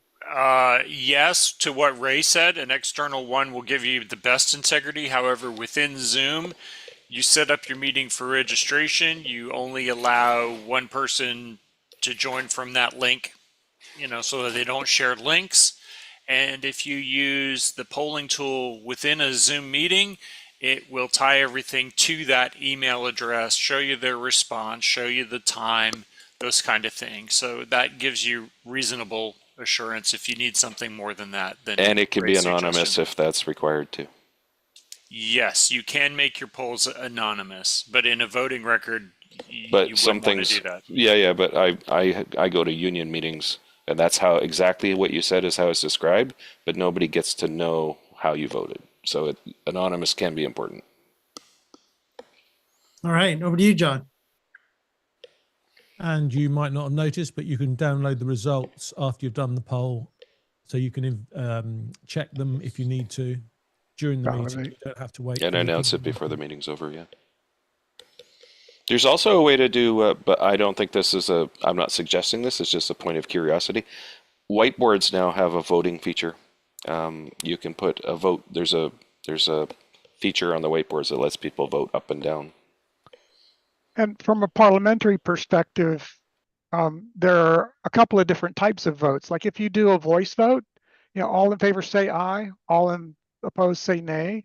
You could use the yes/no tallies down at the bottom, and the hosts and co-hosts will see the numbers. And if the numbers are close, then you can go, maybe we'll do a roll call vote or something like that. But you can at least get, there's 100 people that said yes and 15 people that said no. I see you trying to do it. I think you have to first put a frame or something. I think it's a frame that you put for the vote. Oh, you're playing tic-tac-toe. All right. Frame? Okay, here's a frame. While you're playing with that, to what Ray just said on the voice vote, if you're doing cloud recording and you've checked the additional box to capture everyone's audio on a separate track, then you also have that integrity when it comes to the voice vote. 100 people in a meeting, I don't know if you have 100 tracks, because I know it's limited at some 200, point. 200 tracks total. Perfect, thank you. So 100 people in the meeting. Do you all like purple socks? Say aye. You get a bunch of people saying aye at the same time. You go back at the recording and you can see which person said aye and which person did not. So, sorry, what is a frame? This is new to me. So I made a frame. I put 2 stickies on it, and now I can present this. I don't. I think frames are collections, organized collections, because the Zoom whiteboard is infinite. You can scroll in any direction forever. And I think with a frame, when you move the frame, all of the contents of the frame move with it. Yeah. It's like a group. So I'm now, you all are seeing just the frame, right? Yeah. I see an orange sticky and a yellow sticky. So now I'm wondering how people vote. So let's say I wanted you to to choose. So I think inside the frame, then you have to use one of the tools or write context or something Right. to add the voting up down So arrow copy, thing. copy as image info. Save to my shapes. Add comment export. Move to layer. Basically, what I understand is frames help you keep large, complex whiteboards organized by grouping together nodes or drawings within a defined section. Yeah. That's what I see it as. Yeah. I'm just trying to figure out how to do the voting thing. Have you used right click on anything? Say again? Right click? Have you right clicked on anything? Yeah, this is It might also be up in the top. Like some of the whiteboard tools aren't all grouped together. It might be in a like one of those other panels. yeah. I've seen it done anyways. I've clicked on them and seen the vote go up, or clicked on it and seen the vote go down. I've got a question, and Ray, you were in the room, and I think Frank, you were in the room, and I think John was in the room when we went to the Zoom office this week, and he asked all these poll questions. What was he using to ask those poll questions? Because it seemed we had to give the response into the chat when he wanted to know 1, 2, or 3. Do you know what I'm talking about? Yeah, it's a tool called Stream Alive. We were talking about that a little bit before you arrived. Uh, but yeah, there's a special tool and it does a variety of things to help engagement and interaction. So yeah, take a look at streamalive. I think it's com. Never remember I think anymore. streamalive.ai, I think, maybe. I don't think so. They were before AI was a thing. Right. But yeah, so Jan, basically Stream Alive is a third party app that you would have to run within the meeting. And that's what Josh was running to You do see that. it? See it now, Th- Dave? So I didn't get to ask Voting? him why he didn't use the No, poll, I don't. because it seems that would Hold be on. the perfect thing for the poll, for the Zoom poll. That's a good question, Jen, and your audio is a little low. So they all answered that while David is doing this. The answer to that is that well, he wanted to show off the usage of the Stream Alive versus the regular polls within the system. That was the main reason that he did that. But besides that, yes, he could have easily used the polling system within Zoom itself without using the third party app. But again, you have your limitations on that based on what he actually what feedback he wants, right? Because you can only get certain information in polls. I just found it. So, by the way, can people on YouTube see the whiteboard? You're muted, Mike. Sorry, yeah, we could see the whiteboard as if you're sharing, so it's Okay, equivalent to a share on YouTube. So Frank was right that they're all over. That like there are things you can do all over here. And then thank you, John, for posting this. So in the top right, you've got more tools. Click on that, laser, presentation, private mode, timing, and then voting, so that it brings up what looks like an app, a Zoom app. Yeah. David, for our sake on YouTube, can you move that whole frame to the left more? Because you're sort of you're right aligned right now on YouTube right now. It's like you're not in the center or the left side of the frame. Yeah.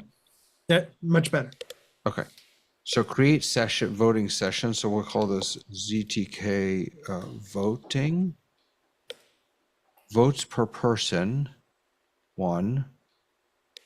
No, we'll give it a, no limit, time limit. Advanced options, 1 vote per object. Only I can see okay. Voting options.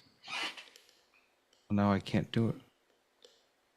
Select all objects on canvas. Okay. Huh.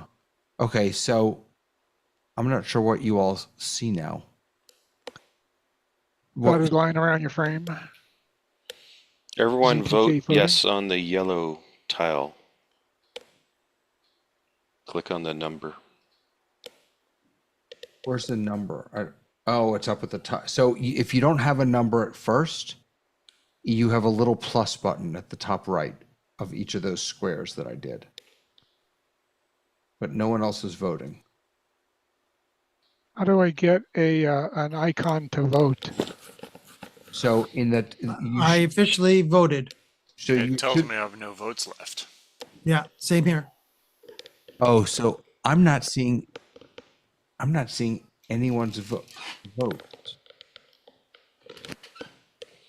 I'm done. Yeah, you have to say I'm done. Votes have been submitted. Okay, so now how do we see the results?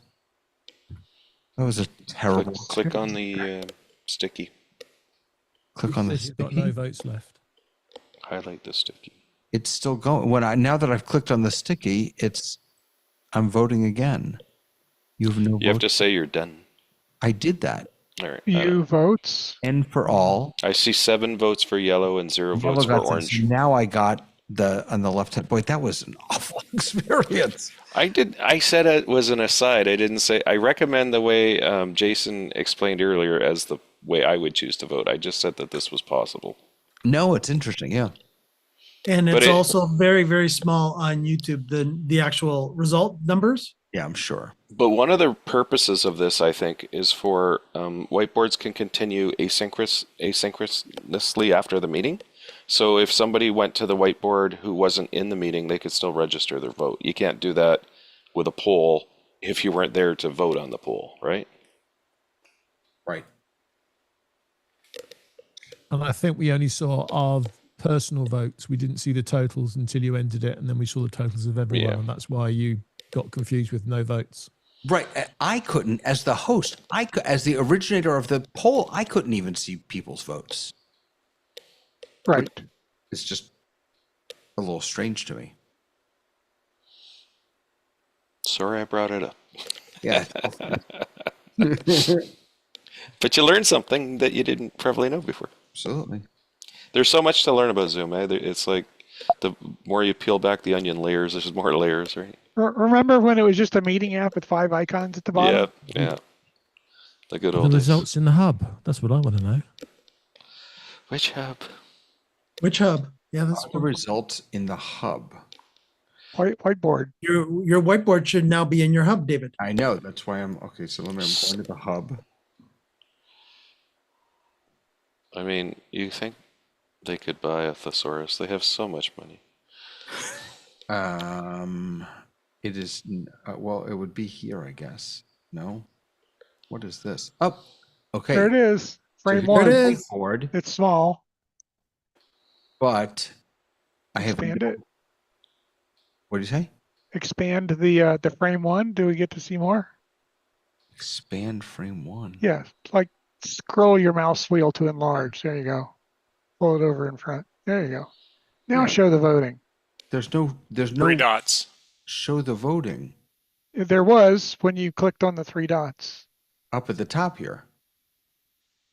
The 3 dots in the middle, David. There's 7 out 7 of of 11. 11 voted. No, there's nothing. Hold on. Everyone relax for a second. So there's no 3 dots here. When I click on the frame, There's 3 I- dots Down it. below. yes, but there's no voting here. This is just the frame. If I want to access voting, the only way it seems to do that is to come to tools and see now it's already open, so it's not going to let me. Oh, so now how do I find it? See, because I opened it and then I closed. Oh, here. Okay, so here's what it does. More tools, and then when you open a tool, it adds it right Yep. here. So now it shows me Click. here. There you go. Click Now on you that. get to see who voted which way. Right. So, Oh, this is Whoever- okay. So now it's nice. Look at this. I mean, to get there is ridiculous, but yeah. Who designed this? this is kind of nice now. Yeah. Did everybody click on yellow? Really? Frank told us to.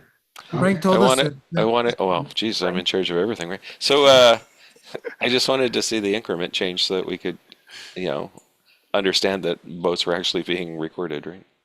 Right. Cool.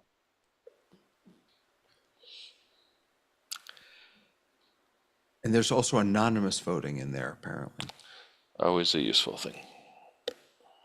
Yeah? Oh yeah, Yeah. it's the basis of your democracy. Yeah. Alrighty. There is a release coming up, by the way, on Monday, 6.5.9, Dun dun dun. with security enhancements. Those are always sexy. I was gonna say, you know what that translates into? More trouble. Does anyone here subscribe to the Zoom security alerts that show you all the current alert problems and how they'll be, what severity level they are, and You're no, you're not talking security alerts, but service alerts, right? no, I'm talking about security.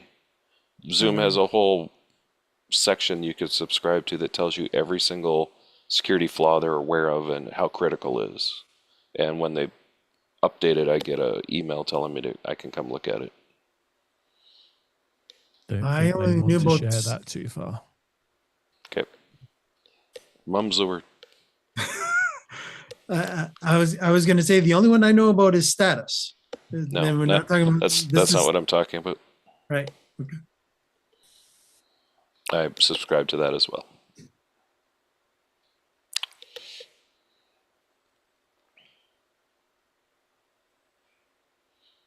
No, I think last year my IT department contacted me and said there's a 0-day exploit. We're worried about it. And I said, okay. And I talked to my leadership and I forced everyone to upgrade their Zoom client about 3 hours later.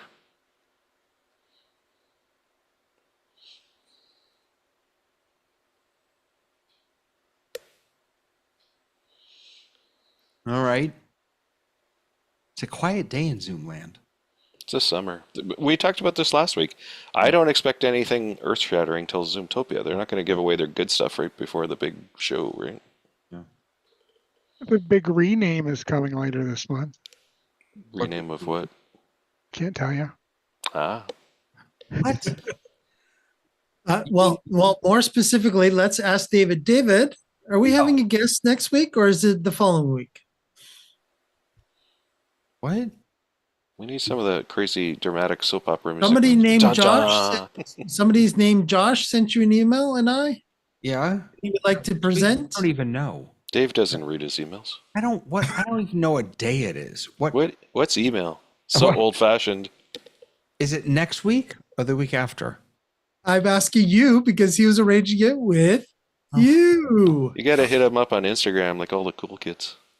I don't know how to use Instagram. I don't like, isn't that just pictures of Old man, take a look at my life. Oh, that's a good one. Frank, I found a link. I put it in chat and I'll leave it in there. And I don't know how public this link is, but I did find something. Is that what you're talking about? That is the place, sir. It wasn't an email. He hit us up on Discord. No, I told him to send us an email, and I did get that email too, by the way. I mean, it's publicly available. It's not like It's people not a can't secret. find. It's I'm not not sure like why top we're- secret or anything. Yeah. Okay, then I will post that officially in YouTube chat then. Yeah, he said to us, I think, in Discord that it's not Wait, are we talking about Josh or are we talking about the security link? talking about Josh and the renaming. Officially both, but yes, Josh officially too. That we were, yeah, Josh did mention that it's not 100% hush hush, because as we found out last week, certain members of the Zoom Test Kitchen community already got emails related to the new renaming. I'm jealous because I didn't get one. Dun dun dun. I think it was announced that he would be here next week, and the reason I think I remember that is because that's the day I'm getting my first cataract surgery. So if I'm here, I'll probably be like this instead of showing my What's Josh's last name? brag, BRAGE. Oh, there it is. Yeah, I got it. Desperately trying to find. Okay, here we go. Dear August David. 18th. So it's not going to be this week. Okay.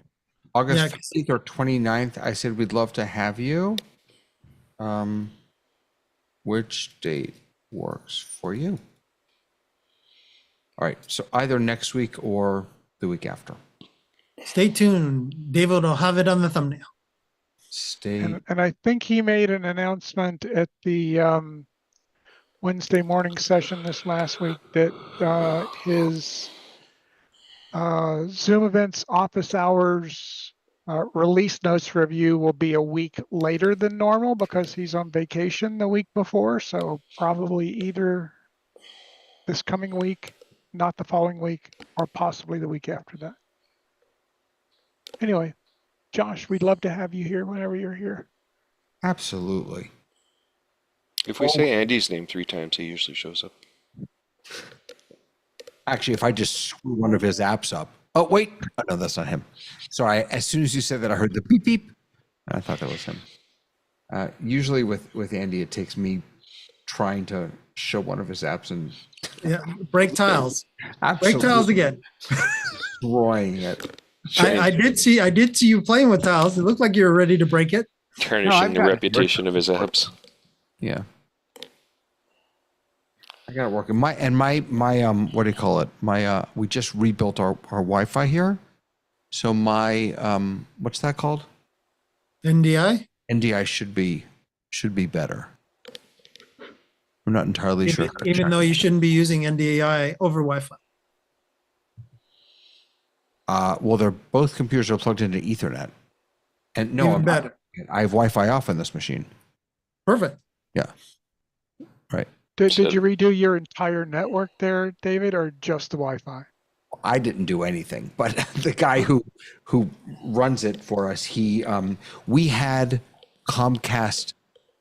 No, we had AT&T Enterprise, I think, which was 100 up, 100 down fiber. We replaced that with Comcast fiber to the node, 2 of those, plus a small business AT&T as a backup, and I'm getting ridiculous speeds. I was like 900 up or 900 down the other day and 700 up or something. Yeah, I mean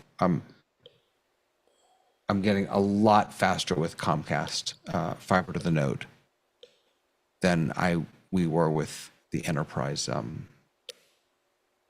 direct fiber. It's not symmetrical? That's weird. I've never seen it symmetrical. You mean the same?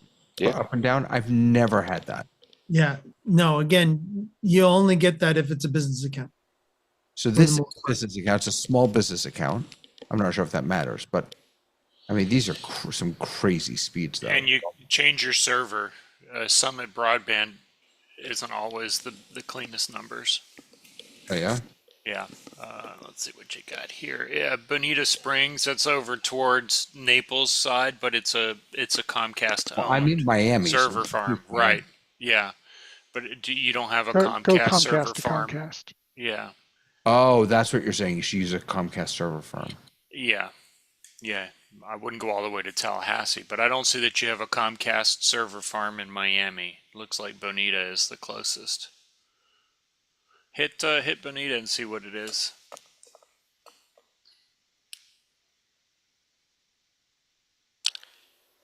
A little faster. You know, when there's you get no. your noise diagrams, that's where you'll see the difference. It's clean. You can tell when there's no new Zoom announcements because now we're checking out his internet speeds. This is riveting broadcasting. And it's doing a good job of putting David into the red too, as far as Zoom is concerned, because it's doing a good job of swallowing all your internet. Next week we'll be comparing David's shoe collection. Tune in for that. All right, you know what? I'm leaving. Oh my god. Go. I got a little bit of information I could throw in. Go for it, Jen. Ray and I had a meeting. By the way, how's my microphone now, Mike? Is it okay? Much better. Look at the meters. Okay, so what I found is that every time I start Zoom, I have to go back into my settings to set the microphone level. It changes all the time on me, all the time. You know, which is crazy. I guess that must be a new thing, but it seems like when I go into my audio settings, I don't have it as automatically adjust my microphone. I have it so that I control it myself, but that slider bar always moves around. Are So you I using have to more than one remember. microphone? Yes, I am. Wow. I have used the computer sometimes, and then I use this headset. So that could account for that, right? There you go, Frank. That's a good answer. So if anybody's doing it the way I'm doing it, you know to go back and check your microphone settings before you go live. That's a good idea. Anyway, so Ray and I had a nice conversation, really nice conversation. And as you know, I'm using Zoom phone, and I wanted to save some money. Ray had a good idea for me to basically go down from 2 licenses to 1 license. But unfortunately, Zoom said to me, and I'll read it to you.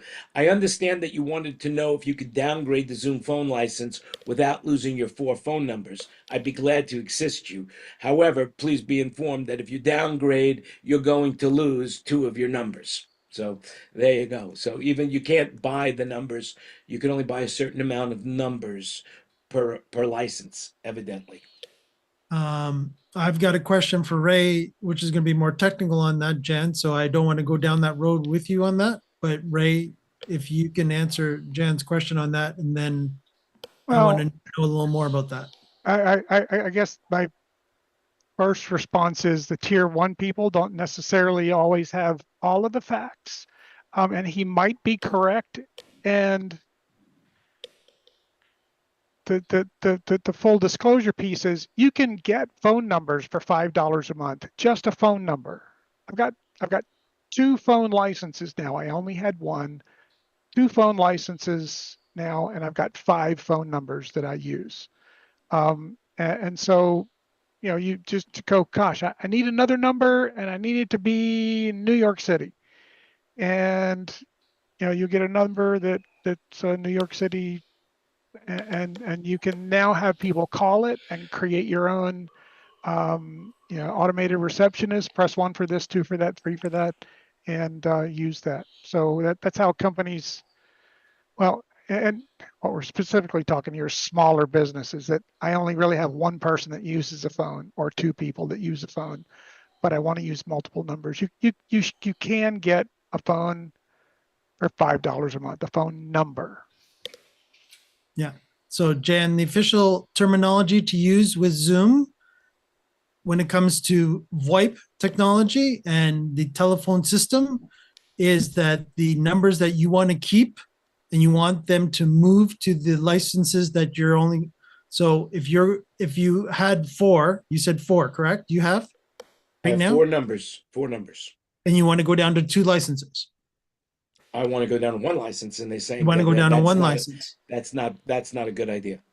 Well, it can be done because what they can do is with the other 3 numbers that were you utilizing those 3 numbers or no?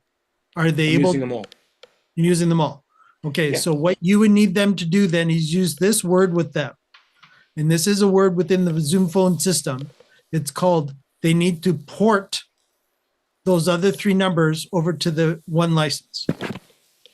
And this is normal VoIP terminology. They have to do that, even if you were leaving Zoom phone to go to another service. You still would have the capability at that new service to port those phone numbers over because, again, they might be tied into your marketing, business, whatever. You know, one be a sales support number, whatever, however you have it set up. It doesn't matter. But the point being is that once you've got the numbers and they're publicly your numbers, you can use the terminology called porting. And if you look into the Zoom phone documentation and you look up porting, you will actually see that it's a normal feature that Zoom has to do because it's part of the VoIP technology. So they can't just take, even though you want to reduce the amount of licenses down from the 4 to 1, they can officially port those 3 numbers over to that one license. And I dropped in the chat screenshot of my just 3 phone numbers. It's $15 a month, $5 a piece.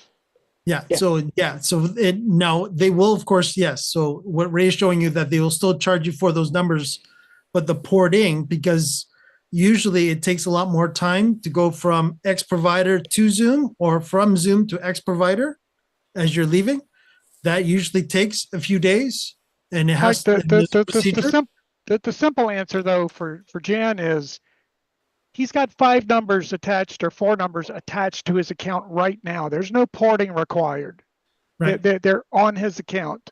And what you should be able to do is drop one of your phone subscriptions, phone service subscriptions, and still maintain 4 numbers. Now, 2 of them might come with a subscription. You get a company number and an individual number, and you might now be paying $10 a month to keep the other 2 numbers. A really knowledgeable account exec would know this, and if you tell them, no, I heard from a good authority that I should be able to keep my 2 numbers and still remove my phone service and save some money in the process, just push up to tier 2. Mhm. Yeah. Yeah, there is a Well- dedicated Zoom phone sales support people at Zoom. So Mhm. if you're not getting your right answers, as Ray is talking about, from your sales rep, that they should be able to bring it up to the different tiers of support. Well, I'll look into it, but I think it's all a matter of how much money am I going to save to do that, and that's the Yeah. question. I Yeah. don't know if it pays because I got the 5 numbers, right? You're paying $5 a piece, so you get 2 numbers with each service. It's basically a wash. Pretty close.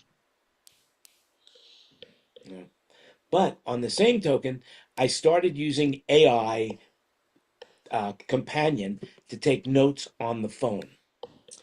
And what I found is there is a setting in Zoom setting where you can't use your own voice, but you could use the voices that they provide to change the outgoing message so that it doesn't have a standard message. So now when I say, I'll say to someone, is it okay if I use AI to record the notes so I don't have to handwrite it? And they usually say yes. And then when I turn it on, it says FYI, I'm using AI to rather than handwriting notes, and this is not being recorded.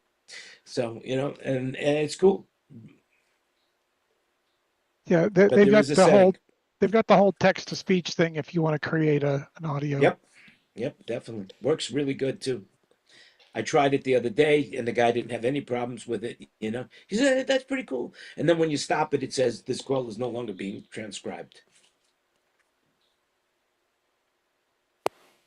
And Now, Jen, just as an FYI for your Zoom phone, you can upload your own audio for your welcome messages and such.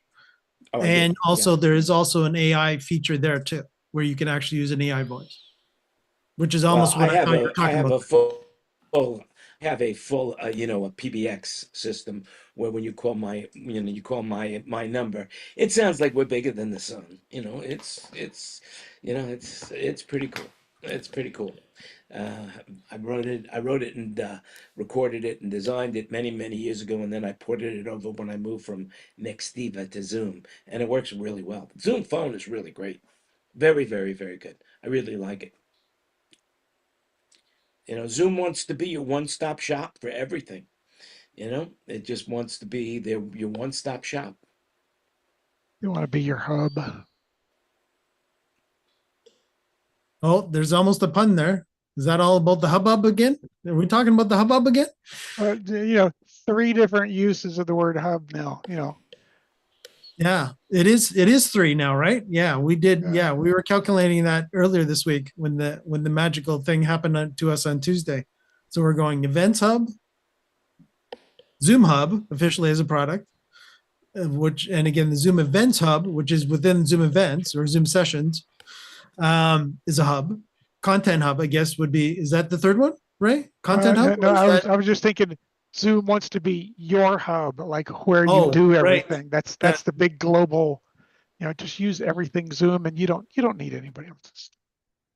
True, Well, true. I'll tell you one thing Zoom is creating, and I don't know if you guys, I mean, I see Ray is trying to do this and some other people as well, but you could become a Zoom consultant because I mean, there really is a lot going on in Zoom, a ton. And it's not as intuitive as one would hope. So yeah, there's a room for a consultancy here where you can go into a business and just be a Zoom trainer on how to just use all of the features that Zoom gives you on a day-to-day basis, on a moment-to-moment basis. Yeah. And as Ray could tell you, keeping up with Zoom in itself, because of their lack in the, as we've talked about weekly, the lack in the release notes, makes it difficult too, because I beat Ray. I get to officially say that I beat Ray this week on actually finding out about Zoom Hub because I let him know about it. So I actually was like, oh, that's cool. But again, I saw it because it had its own section in the release notes. That was the only caveat, is that it was a brand new section in the release notes on the support side. And that's how I just happened to ran over it when I let everybody know about it in Discord. So I got all you geniuses in here, and I love it. And but I have a question for you now. So now I have Zoom sessions, I have 1080p, but after being in some of those other meetings with Josh, I mean, I really would love to be able to use Zoom Pro for Business, but I only am one person. I don't need more than one account. Is there any solution around that, Ray or Mike? Do you have any solution other than that when you go to Zoom pricing? In other words, I would love to have a Zoom webinar account rather than a Zoom meeting account, No, but it no, seems almost every license that you can get, Jan, requires you to be licensed at that sort of initial level. You have to have a Zoom license. It's not really a Zoom meeting license, it's a Zoom license. And so it's either Zoom Workplace Pro, Zoom Workplace for Business, or Zoom Pro Plus, Business Plus, Enterprise, or something like that. So you have to have one of those licenses, and everything else is an add-on. So yeah, you have to start out with that and build on it. Right. And that's actually taking us back to our friend on YouTube, McNasty, where he was asking us earlier about the fact of he was having problems being able to log into multiple PCs, but he had a free account. And of course, that's not a function within a free account, where he would have to be at least at a pro level to be able to do that. And again, you would think that that's a small function, that it quite is, but so much difference between a free account and a pro account in itself. But now you're asking about webinar specifically, like Zoom webinar. Do you need well, Zoom like for webinar license? example, right now my account that I have is a pro account. Okay. And basically, according to this, I'm looking at their website right now. It's $13.33 a month, billed at $16.99 monthly, right? But to move up to the next level is the business account, and it shows that that business account, you can't just upgrade to a business account. You need 10 people. Oh, make sure that you are logged into your Zoom account when you go to that pricing page, and it should show a minimum of 1, not a minimum of 10. There are When did they regional, change that? 6 months ago.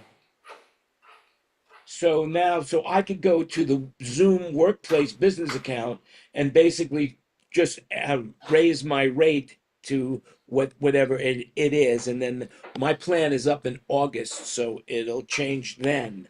But so in other words, with a business plan, you then get the ability to have a webinar too. No, but webinar's not included in business. I'll also throw out the concept that you don't have to wait till renewal. I think they'll prorate. If you want Right. to change now, they'll prorate it and figure out the math for you. So let me ask you this: what is this meeting being run as? Is this as a meeting or is this a webinar? the meeting. This is, yeah, we run it as it's officially a personal meeting, but officially it's a meeting. So the difference between a webinar and a meeting, the main thing is different. There's other differences. Is that in a meeting, we can all turn on our cameras, we can all talk as long as the host lets us. In a webinar, one person or a panel of people are going to be seen and heard. The rest of the audience doesn't participate that way. They can only chat or do Q&A if the host allows it. So this is a meeting. A webinar is more like a bunch of people on a stage and an audience sitting in the audience watching but not participating. They're not part of the conversation really, except for Q&A or chat if it's allowed. I got it. And what about sessions? So the sessions is either $100 for per month for the sessions, or $100 a year, and then you pay for everybody who attends in a session. It's more complicated than that, but there's two different styles of licenses. One is, Zoom events and Zoom sessions. Zoom sessions is just webinars. Well, that's not true either. They're single sessions. With Zoom events, you can have multiple sessions tied into one larger event. You can have concurrent sessions within your event, and it really is designed for more of a conference-like feel. Whereas if you're going to have meetings like this or meetings like Josh has, the Zoom sessions will be fine. So that's a split between sessions and events. And then within each of those, if you turn the matrix around this way, you've got subscription licenses, which is you pay for a certain maximum amount of people that can be in your session or event. And the other one is pay per attendee. In other words, you sort of buy a little reel of tickets and you can get 50 or 100 or 600 or 1,000, depending on how many people you think you're going to use in the next year. And every time somebody attends, they sort of pull off one of those tickets. So if you have a large organization that has 1,500 employees, maybe a 1,000 user subscription license would be fine for you and all of the events that you might hold through the year. If all of your employees tried to attend at one time, they wouldn't fit because you get a 1,000 license and you got 1,500 employees. The thing to know is that the next increment is 3,000. But if you go to a Zoom account executive, they will sell you a 1,500 user license. You can get incremental down to the quantity of one, how many you want, and it's a price per person. And that's the maximum number of people that can attend any event during the next year. That subscription license is an annual license and it renews every year. Yeah. Well, unfortunately, I have no employees, Right, so I right. have no need for that. So that's where the pay per attendee one really does come in handy. I've had people who've come to me and said, "Look, I'm just going to have a couple of things, and I don't really know how many people we're going to have." And I said, "Well, what's the maximum number you'll probably have in the last year, the next year?" And one of my clients said 600. Okay, let's get you a 600 pay per attendee license, and we'll use those up. And if you have better attendance, we can buy more. If you don't have them all, just keep in mind that at the end of the year, those pay per attendee licenses expire. So if you've only had 400 people come to your sessions in the next year after purchase, you'll lose the 200 that are remaining. Curious to know, Ray, what service do you pay for? Actually, I'm curious to know what everybody here pays for. I have a third license that, and I hesitate to say too much about. I bought the original Zoom events license back when it first came out in the fall of 2021. And it's a 500 maximum attendee subscription style license, but they don't call it subscription. So I have that. I have a 100 user subscription license, and I have both a Zoom events and a Zoom sessions pay per attendee license as well that I use for my clients that come to me and go, I just want a one-time thing. And oh, by the way, I'm going to have 700 people, or like my New Zealand folks, last year, I'm going to have 3,000 people. I'm not going to buy a Zoom subscription 3,000 license because it's like 49 grand or something. I don't know. Oh, But if you pay for them at under $2 a piece, it's only 6 grand total. So they paid around less than 6 grand for their 3,000 attendees. That's the ticket price. That did not include my fee. it's not chump change by any stretch of the imagination. No, no, and that's people. People in the Zoom community go, what should I get? Zoom events, or should I just get a webinar license? Well, how many people are you going to have? Well, I'm just going to have probably 50 or 60. Zoom events would be nice, but you're going to pay a lot more money one way or the other, and it's going to be, you're going to have to go to, you've heard my analogy of driving a car, driving a semi truck, or flying a 747. You're going to have to go to 747 school to learn how to do Zoom events. Yeah, stick with a webinar and use all of the things that you can do in a webinar to your advantage. Now, we know that there are some things you can do to get like the cheapest Zoom sessions pay per attendee license that will give you access to a couple of features even in your webinar only events. For me, most people aren't going to use those to their advantage, so I don't recommend them. But David Paskin has one of those licenses, which is what gets him access to Zoom ISO, Zoom Tiles, and all of those sorts of things. He gets access to all of those just for having the very smallest bundle of Zoom sessions license that you can get, which is Which is $100, and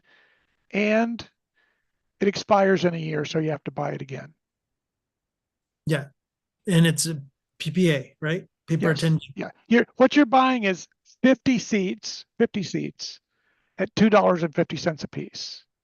That's the base price of a pay per attendee. Actually, no, $2 So, a piece because it's a session. okay, It's a so session are you license. saying to me that if okay, let me see if I can say it in Yeah, my own way. go for it. I pay $100. I paid Yep. $100. I have Zoom sessions. I can have 50 people come at one time, or 100 people come 50 times. No, you can have as many events as you want, Without going over the $100. but total attendees. If you have 10 in this one, we're going to take not 10 of those tickets off of the roll of tickets, and now you've only got 90 tickets left. If you have the next event and you've got 15 people, we're going to pull off 15 tickets, and now you've only got 75 tickets left. Those pay per attendee is every time I have an event, the number of people that come in, I rip off that many tickets. Okay, so you're saying if I have $100 for the year session, if I have I guess I get 50 people to come in.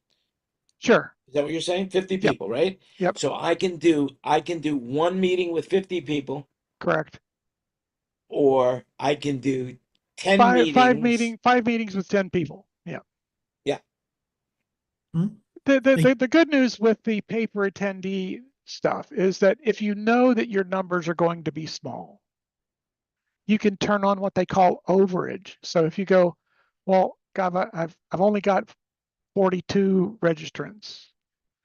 What do I get? Well, you've got the 100 or the 50 license.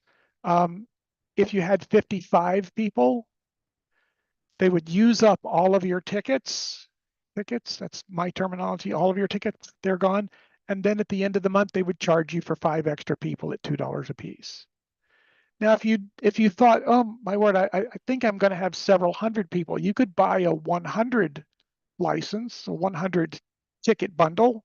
You could buy 2 of those. They're less than $2 a piece. I think they're $1.85 a piece or something like that. It's a little bit of a savings, and because you're buying in bulk, they're a little cheaper.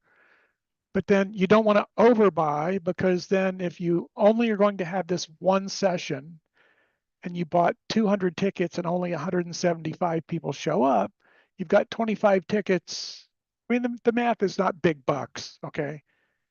But Okay. those Let 75 me ask you tickets, this yeah, question. yeah, I'm going to have a meeting with someone to discuss a sale. Okay. I'm going to have I want to have a meeting with you, and that you want to know information about something I'm selling. sure.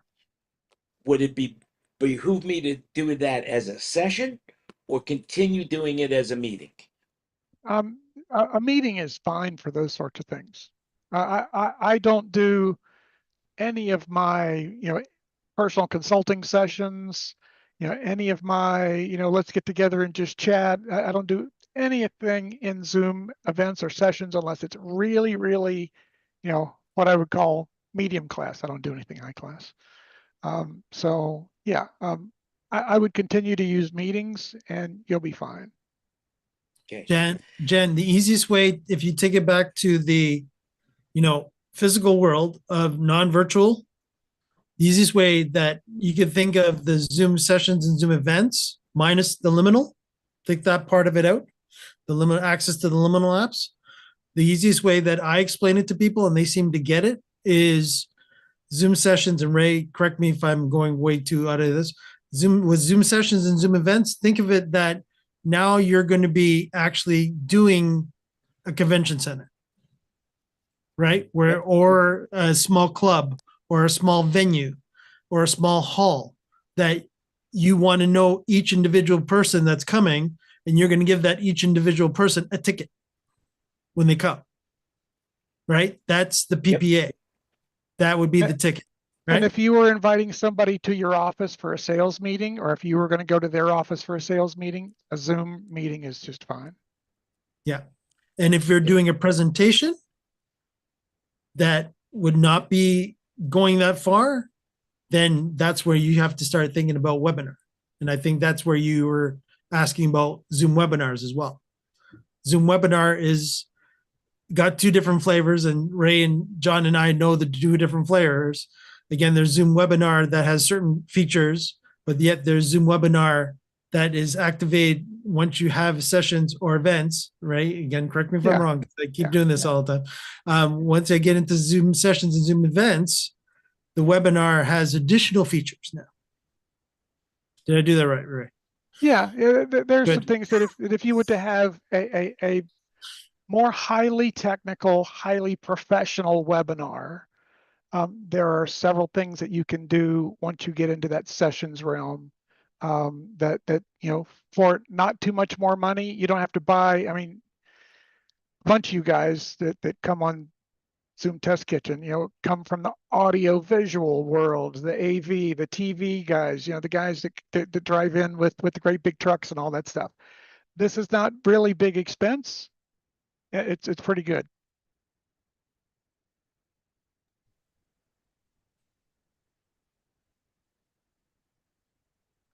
I think he's having a side chat. I Yeah. think you might be having this. Jen, are you talking to us? No. Yeah, I know I got a call from somebody. I got to Okay. get ready to go to. I'm being interviewed right now, by well, he's formerly the president of the Audio Engineering Society, and he's coming over any minute to interview me for his podcast called Insights and Sound, and so I'm very excited about that. Nice. His name is Daniel Keller, and he was with Shure Microphones for a long time, and Tascam, a big time player in the industry.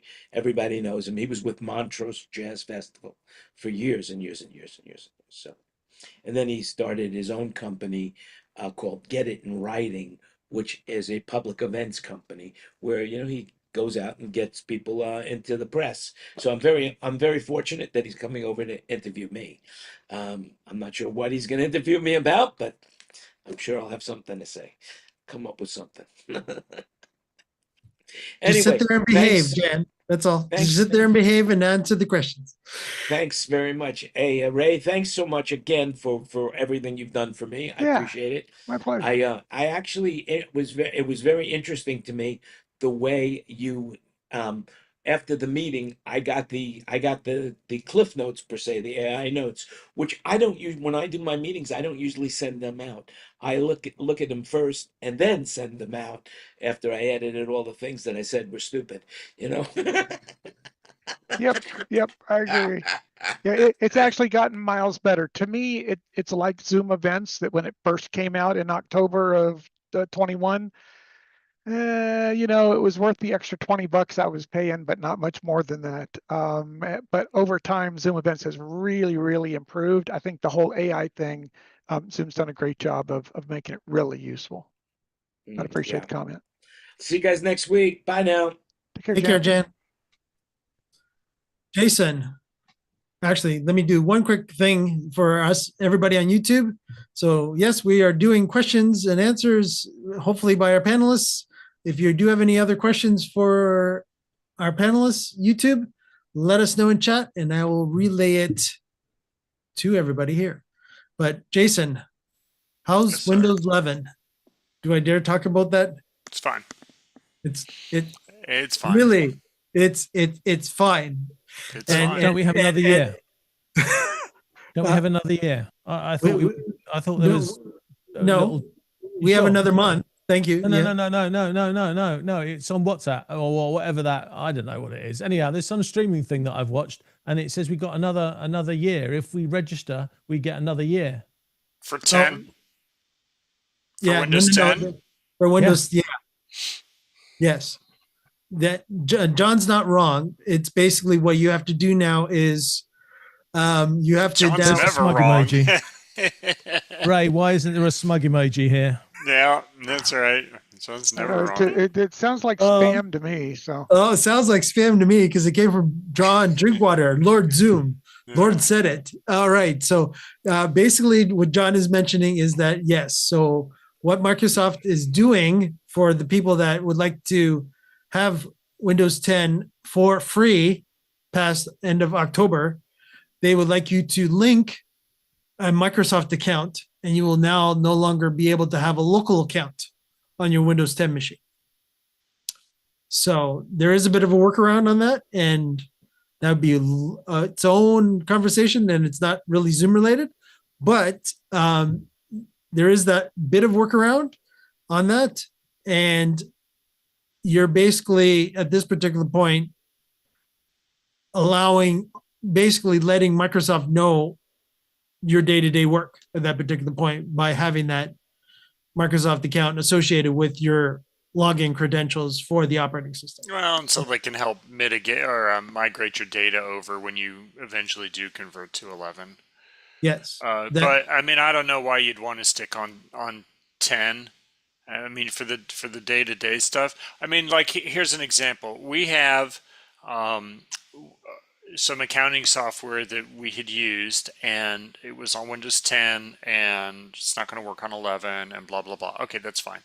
So we have other accounting software that we use. So all of our day-to-day operations are on 11. Okay, fine.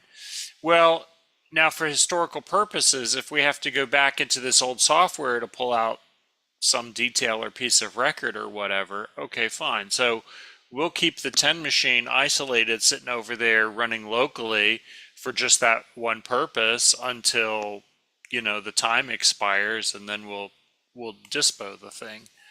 But I mean, Zoom related, I don't know why you'd want to stay on 10 anymore. Yeah, and that is very fair, Jason. Now, have you worked out all the different quirks that you're running into? Yep. 24H2? Yep. They finally got it. It took months and all the different driver combinations, and of course for 6 months they were quiet. They were like, "What problem?" Meanwhile the whole world's screaming at them. But all that's passed, so it's all good.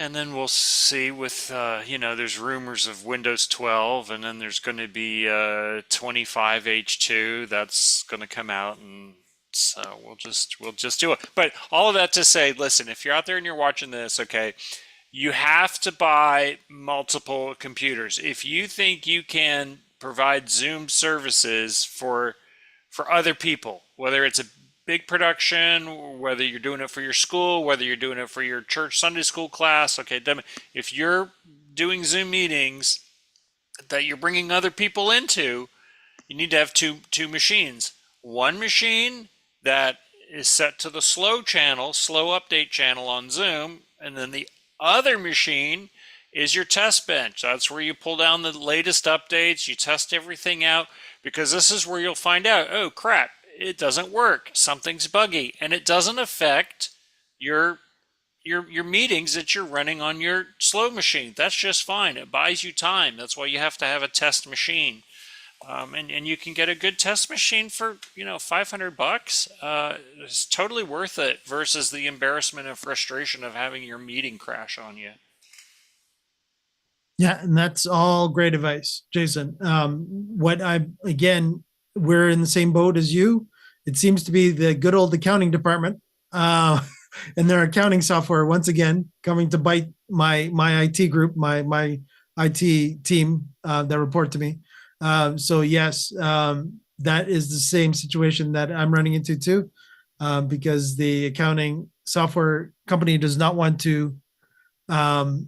Well, they actually want us to migrate to the cloud, and we will not do so.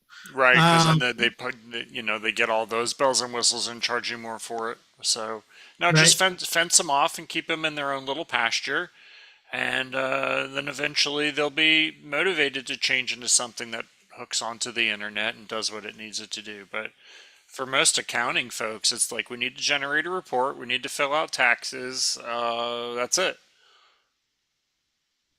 Yeah, for the most part, you're right. Yeah, there's very little interactivity that the actual accounting software needs at this particular point, especially with the company that we're of the accounting software that we're using. Because again, they've gone majority cloud, if not little warranty, even on the software locally. They are moving towards being majority SaaS, and they're giving up on the software side, local software side. And of course, I have too much history on what could potentially happen in the cloud for my liking. So I know better than to have something important, especially numbers in the cloud, being managed by somebody else. So the other reason why you can't stick on Windows 10 for a long time unless you're going to fence it off and keep it isolated is because with all these window updates, it becomes more and more of a memory hog and a resource hog. And so a Windows 10 machine that was singing fine, it was great, I was using them in productions a year ago, no problem. Now I boot this thing up and I can go not just get a cup of coffee, I can make a whole pot of coffee by the time I get to the login screen on Windows 10, because that's how much all these updates are now. And I'll, okay, fine, I'll throw some more memory chips in there or whatever if I'm going to keep this thing fenced off. But I mean, that's where you're going to come to. So yeah, at some point, just get a Windows 11 machine if you're staying Windows. Ray, I don't know what a B-Link is. I have to look that up.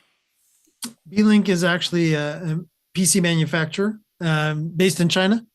Well, there you go. It being compatible with Windows 11 would depend on the again, there is the multiple criteria, right? So there's the you need the it would have to be, the processor would have to be on the approved list, and even then that's wishy-washy a little bit. Does it run off of battery? You better put it in a fireproof safe. There's Chinese batteries. I had an Intel NUC, NUC, network utility computer or whatever, and this is basically the same form factor and size, and it's a great little device for $300, and it'll run Zoom and mostly OBS at the same time if I wanted to screen scrape and some other stuff. But I primarily used it just to log in as an attendee and see what the attendees see. Yeah. Yeah. So so what flags is it giving you that is the Windows 11 not working? I ran the Windows 11 checker and it said this device isn't compatible, and I haven't really researched it any further. I mean, Yeah, on that. Yeah. if it dies, it'll die. My wife's computer said it wasn't compatible either, and then we figured out it's because whatever the TP something or other Mhm. thing wasn't enabled in the BIOS, and we went in and enabled it and reran it and went, oh yeah, you're fine. So I Right. just haven't bothered to do that with the So B-Link. Yep. yeah. Yep. So I would I would double check that because it very well could be that B-Link doesn't have that enabled by default in the BIOS. Um, there's a couple of the other little twerks too. BitLocker is another thing where it can bomb out. Yeah. Because Windows 11 wants to use BitLocker. Yeah. But yeah, I'm thinking of just buying a used or a refurbished Apple and bringing that into the workflow. Uh-oh. Yeah. Are you bailing on us, Jason? I mean, I've been Windows for a long time. Just it's been my workflow. I've been in a corporate environment for forever, and so Windows, and we worked with Apple because we had to, and it was just like I don't want to learn a different operating system. I don't want to try to figure out where all these magic buttons are. Because when it's showtime and something happens, you just need to know where that button is. Click, click, click, boom, fix it. And so that wasn't going to be me in a Windows environment, in a Mac OS environment. But it can do some things that the Windows environment can't do, like with the liminal lapse and stuff like that. And so yeah, I'm ready to play around with it and see. Right. Okay. All right. Hey, I'm That's gonna fair. screen share here for a second, Mike. Yeah, go ahead, Ray. You might have seen me. I was just taking a shot of my setup here a little earlier, and that's basically the four computer monitors, my main station. I've got a couple of stream decks over here on the left. There's our podcast roadcaster, the old version on the right. You can see in the orange and the blue, I've got two clocks, one with my time zone, one with the client's time zone. And then over here on the far right, in front of my or behind my blue cup, is the big monitor that is on a four-way KVM that is connected up to my big computer that the computer that I have now replaced. It's down there as a backup. It's got the B-Link, it's got the Intel NUC, and it's got an Mac 1 Intel box all connected to it. So I can switch between those. So Not a dumb setup, Ray. Not a dumb setup at all. I was looking it works. similar to yours with the four monitors. And I just haven't played around with it yet. But in my mind, I could go to one monitor with a monitor split, and then just that way the computer thinks there's four monitors, but they're sending four squares up to one. I considered that, Jason, but I'll tell you why I didn't. Because if one of my monitors goes down, I've still got three. It's like flying a single engine jet plane over the Atlantic. Yeah, Yeah. that is very fair. And basically, what you wanted to do, Jason, which again we're talking about here, is basically make a multi-view into one monitor. Yeah, With- just for to save real estate on the desk, and generate less heat too. And I do everything on laptops. I was doing desktop computers for a while just because you could throw more chips into it and things that you couldn't do with the laptops. But now the laptops have got enough horsepower, right out of the box, and I can pack everything up and take it somewhere and not have to be any different. I can whatever setup I use here in the office, I can throw in a suitcase and take somewhere else, and that's really nice. Yeah. Again, it all depends on your workflow. Yeah, because for me, I can never be happy with laptops. They just, I've always run into underpowered laptops, or there was something that I needed that laptop to do that, if I had a desktop, it's like, it would do it like that, but yet I'm a power user, I guess would be the right terminology for my needs all the time. So for me, I don't even have, most of my PCs are even workstation PCs. So they're basically baby servers.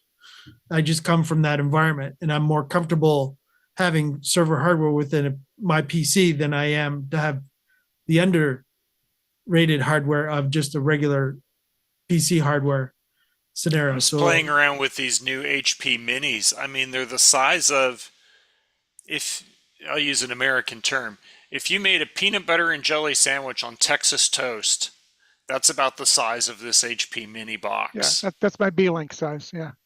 And it's a pretty powerful machine, and you can Velcro it to the back of a monitor. Yeah. yeah, I ended yeah, up 3 years ago, I got an HP, a Z Tower with a Xeon 1290 CPU in it.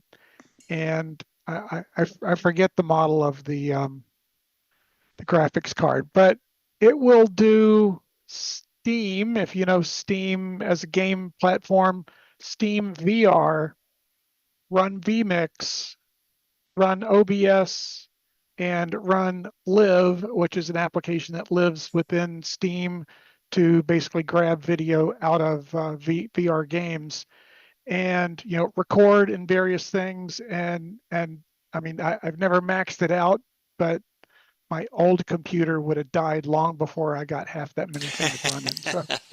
So I'm happy with the setup, and That's a good it's pretty test. zippy. Yeah. yeah, exactly. So as Ray's talking about again, if you're familiar with PCs having the Intel Core, you have your i3, i5s, i7s, i9s. And of course, Ray's talking about more what we were calling the Xeon processors, which are Yep. more usually used in the workstation. So back in the day, showing our age, back in the day, initially the workstations were more made for CAD drawing. So computer assisted drawing of, engineering based drawings and, architectural type drawings and stuff like that, where they would use like AutoCAD and all those fun software that it needed the amount of horsepower of server hardware, but in a workstation desktop tower type scenario. So yes, right. My main desktop right now is actually a Dell workstation model. Yep. And it's running one of the Xeon W series,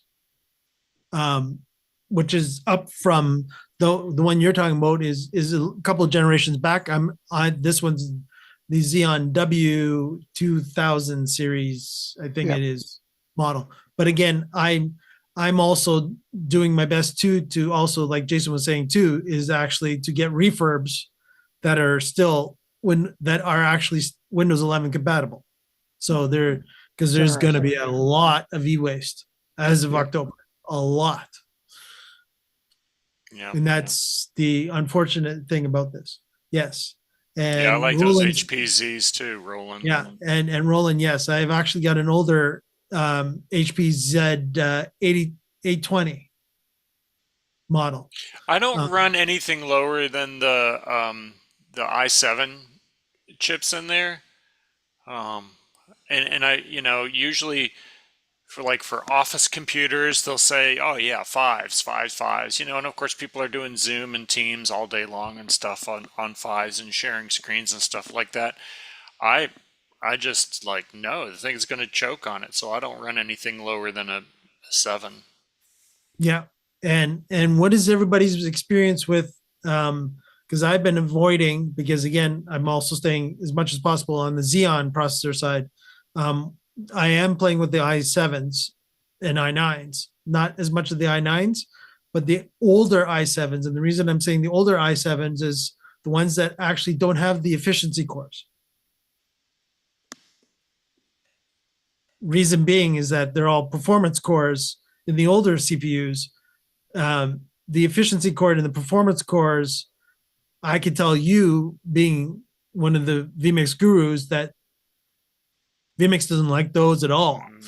With a passion, they do not like the efficiency cores, because the efficiency cores only kick up when it's too slow. Performance cores, yeah, it gets all choked in the workflow. Okay. It'll get there eventually, but you'll go nuts in the interim while watching this max headroom kind of thing happening. Yeah. Plus, you Canadians really need the extra heat that the other CPU generates. Hey, so. by the way, Canadians, can you keep your smoke to yourself? Yes, supposedly we're to blame for that. Yeah. I mean, we're Supposedly. all worried about a wall on the southern border. I think it's time to put up some windmills on the northern border and blow the smoke back to you. Well, you shouldn't have put a tariff on for 300%. There wouldn't be so much smoke there, would there? Well, you know what? If you Brits could actually build a car that didn't leak oil, we might be interested in buying them from you. I thought we were the oil capital of the world. Oh, no, Scotland's the oil capital of the world. I remember now. Poor Jaguar. What'd they sell? 50 cars last year with something really dismal like that. Jason, don't talk to me about Jaguar. It's not even British now. It's owned by the Indians. So It's Tata, right? send your complaint somewhere else. Yeah. No, Jaguar from the same company that brings you a rickshaw and a forklift. Yeah. But again, of course, yes, of course. But you know, again, Other car makers are available. yes, other car, yes, absolutely. Mini's not yours anymore either, is it? It's BMW? Oh, John's thinking. Oh, Oh. he's gonna go Oh. look at Google. Yeah, he's going to figure out if Mini still belongs. And Roland said yes. I don't know if that means yes to the Mini. But yeah, so basically, yes, Canadians are not complaining about the smoke that's coming from the States from those fires up to Canada either, by the way. I'm just saying. But you know, we're the nice neighbors, right? Yeah. So the Mini BMW. Yeah, so yeah. The There are Germans. there's too many makes now. Too many makes. Too many minis. Too many mini makes. Yeah, is that again? We're going back to the hubbub again. Is that where I'm going back to this? Hey, let me ask production Sure. studio question. So Oh, back there we to go. Zoom. Yeah. Oh, I see John back on camera, and he has an official answer now. The only car manufacturers I can find that are made in the UK are all Formula Ones. Oh. There you go. All right. Production studio. Production Jason, go for it. studio. So I read that production studio is not available to be used in Zoom meeting when the meeting is a recurring meeting with registration. You are incorrect. Ah, good. I'm glad to hear Production that. Studio is not available in meetings whatsoever. Ah, crap. See, Yeah, you have to be you thought I was minimum. going to bring you the positive news. I was like, It's- yeah, it's- good it's news. webinar No, only. not so much. Webinar only. No, it's guys, it's webinar, right? Minimum. Yes, webinar only. Yeah. The rest Yeah. all went up in smoke. Right. So yeah. Okay. So Jason, you could now if it was a meeting, right? Because I saw screenshots in the documentation and stuff. I was like, okay. It's And then I easy. read, Yeah. You run a So- webinar and you don't have any attendees. You put everybody in as speakers. Yeah. I bet half your audience wouldn't even notice. Yeah. the Or challenge Jason, is or you I go do the other way need around too, which is that you start it to be a meeting, then you promote it to be a webinar. And then you'll have production studio. Yeah. So, okay, what I'm trying to get to is, unfortunately, I think it has to be a meeting because in this particular situation, it's requiring audience interaction. And we'll be putting them in just small groups, and then they get to do their little exercise, and then they bring them back into the main room, and they got to You mean report breakout out. rooms? We do have to use breakout rooms. That's Breakout one rooms of are the things. available in webinars. They are in webinars, and then and then a couple of other interactions that I could probably port over to webinar. What, Would it be like asking a question? But polls or asking I a need something? talk? registration, so I could. So That's does even easier in a webinar. okay, How many and it people? doesn't. How many people? 100. Sounds like a baby webinar to me. 100 people with 20 breakout groups. Do they need to be pre-assigned or typically I do pre-assign them just so that I'm not having to do that much work during the show, because we take a registration, so I already know everything about them coming ahead of time, and I can build them into into their breakout groups. Yeah. Um, if m- my take on something like that is I know I'm going to have 20 breakout rooms. I'm going to have 20 individual room moderators. I don't care that they be able to record or do anything. They don't have to be made co-host. And I put together a breakout room pre-assignment only for those people that I need to put in the rooms as moderators. And I just take the rest of them and go fill the breakout rooms however you need to. Now, what that does not do, I don't think, I've thought it might be able to do it, but I haven't actually tested it, is like if you need them to go back into the same breakout rooms later for follow-up discussion, I, I I think there's a way to do that, but I'm not really sure. Okay, I'll have to test that out.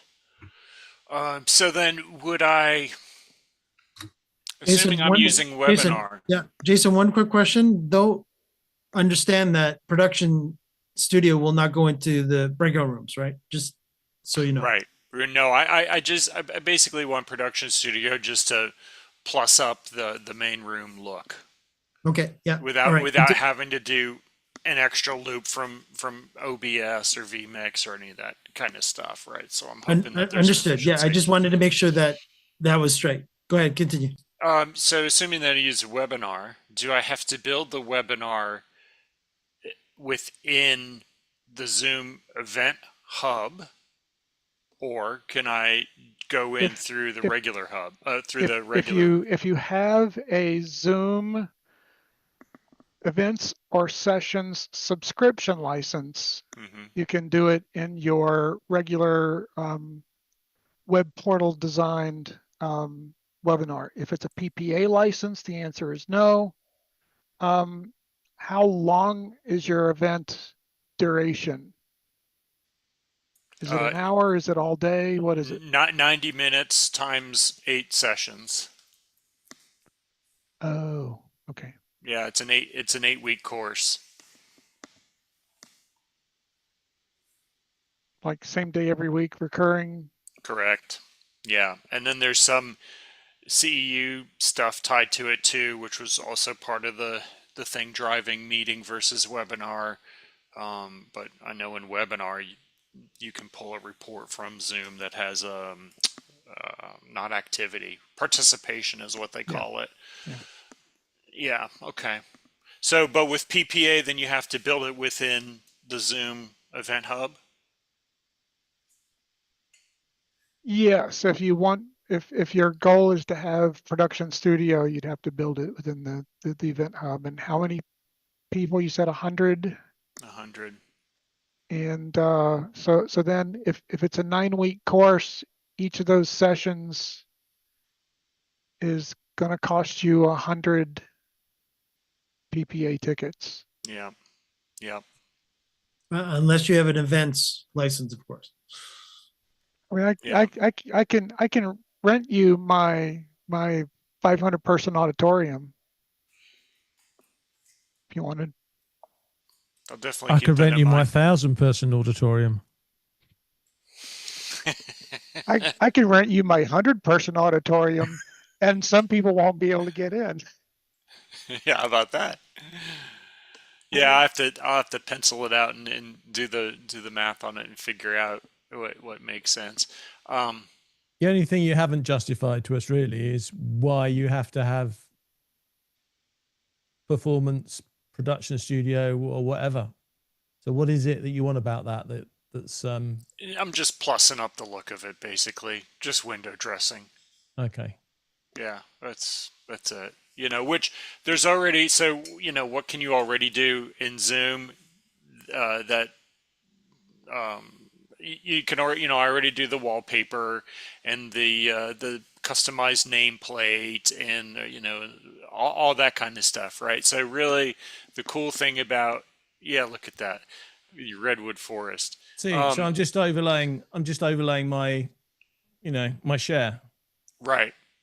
Just doing that can blow a lot of people's minds about a presentation, because now I can run my presentation slides and still be on the screen as a presenter. Still be on the screen. And you can create a wallpaper behind it to have color and that sort of stuff. Yeah, that I already do without using Production Studio. The thing that I wanted to do with Production Studio, where I thought, okay, this will help me out, is the fact that, I could do a 3-up, and then when somebody turns off their camera, it automatically goes to the 2-up without me having to catch it and pull the dead frame out of there.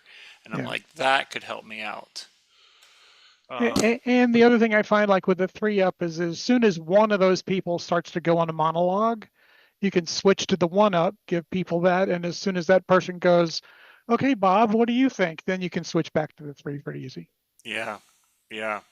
And that stuff I'm already doing manually, right? But just having what really got my interest was having that auto switcher in there with Production Studio, just saying, okay, I'll do a 3-up, and then if 2 cameras are off, it's automatically going to be a 1-up without me having to go over there and click anything. So yeah. And do you have screen share going on at the same time? Yeah, we have screen share going on at the same time, and then we run it in side-by-side mode, so that you've got the talking head webcams on one side of the frame, and then you've got the screen share going on in the other side of the frame with the wallpaper backsplash behind it. Yeah, the cool part about Production Studio is that you could then create a square or a 4x5 frame, as long as they're all sitting in the middle, and that way you take up less space from your screen share. Many years ago, we just had this really silly, simple version of meeting. And the way I made all my events look absolutely mind-boggling was I had the speakers in one meeting, and I had the audience in another meeting. And then I had and the way you do that, I mean, there's so many options nowadays. I just used to lay out the people in the presenters meeting the way that I wanted them to be seen. So on my video screen was the way I wanted them to be seen. And then I just took that signal and I just gave it to the other people at the other end. And that's how I control. So if I wanted a 1-up or a 2-up, I basically just spotlit or unspotlit people, so they appeared and disappeared. Right. And Jason, it comes down to how much interactivity that your audience is going to have with the host and panelists. Yeah, and there's going to be quite a bit with this. Yeah, they have to hear and see each other. Yeah, and just for everybody on YouTube, when John did the share, where he was actually overlaid over top of behind his desktop, we did not see that, of course, on YouTube, because it's currently not available in the custom RTMP setting configuration of Zoom, nor is it in the YouTube integration that Zoom currently has. So that's why you just saw the screen and you saw John very small top right. But we get to say hello to Lois. I just want to say hello to Lois. Welcome, Lois. Hello. Tell me when Jason is done. No, we appreciate somebody sensible in the room who can give some good questions and make us all behave ourselves. Yes, exactly. But we'll finish up with Jason. Then Lois is obviously got a question. I'm done. You're done. Scared you off, did I? He looks done. So actually, your discussion sparked a question that I didn't come in with, and that is when John did the slideshow as a background share, and Mike said that did not show on Zoom. Does it show to older, not Zoom, YouTube, does it show to older Zoom clients? In other words, if some of my folks have not upgraded, will they still see that? Good question. And I think there's a version number. Yeah, there is. If it's at least version 5, they're fine. Viewing, not doing. Correct. Okay. And it's before, so if they have the little button for immersive view, then they're fine.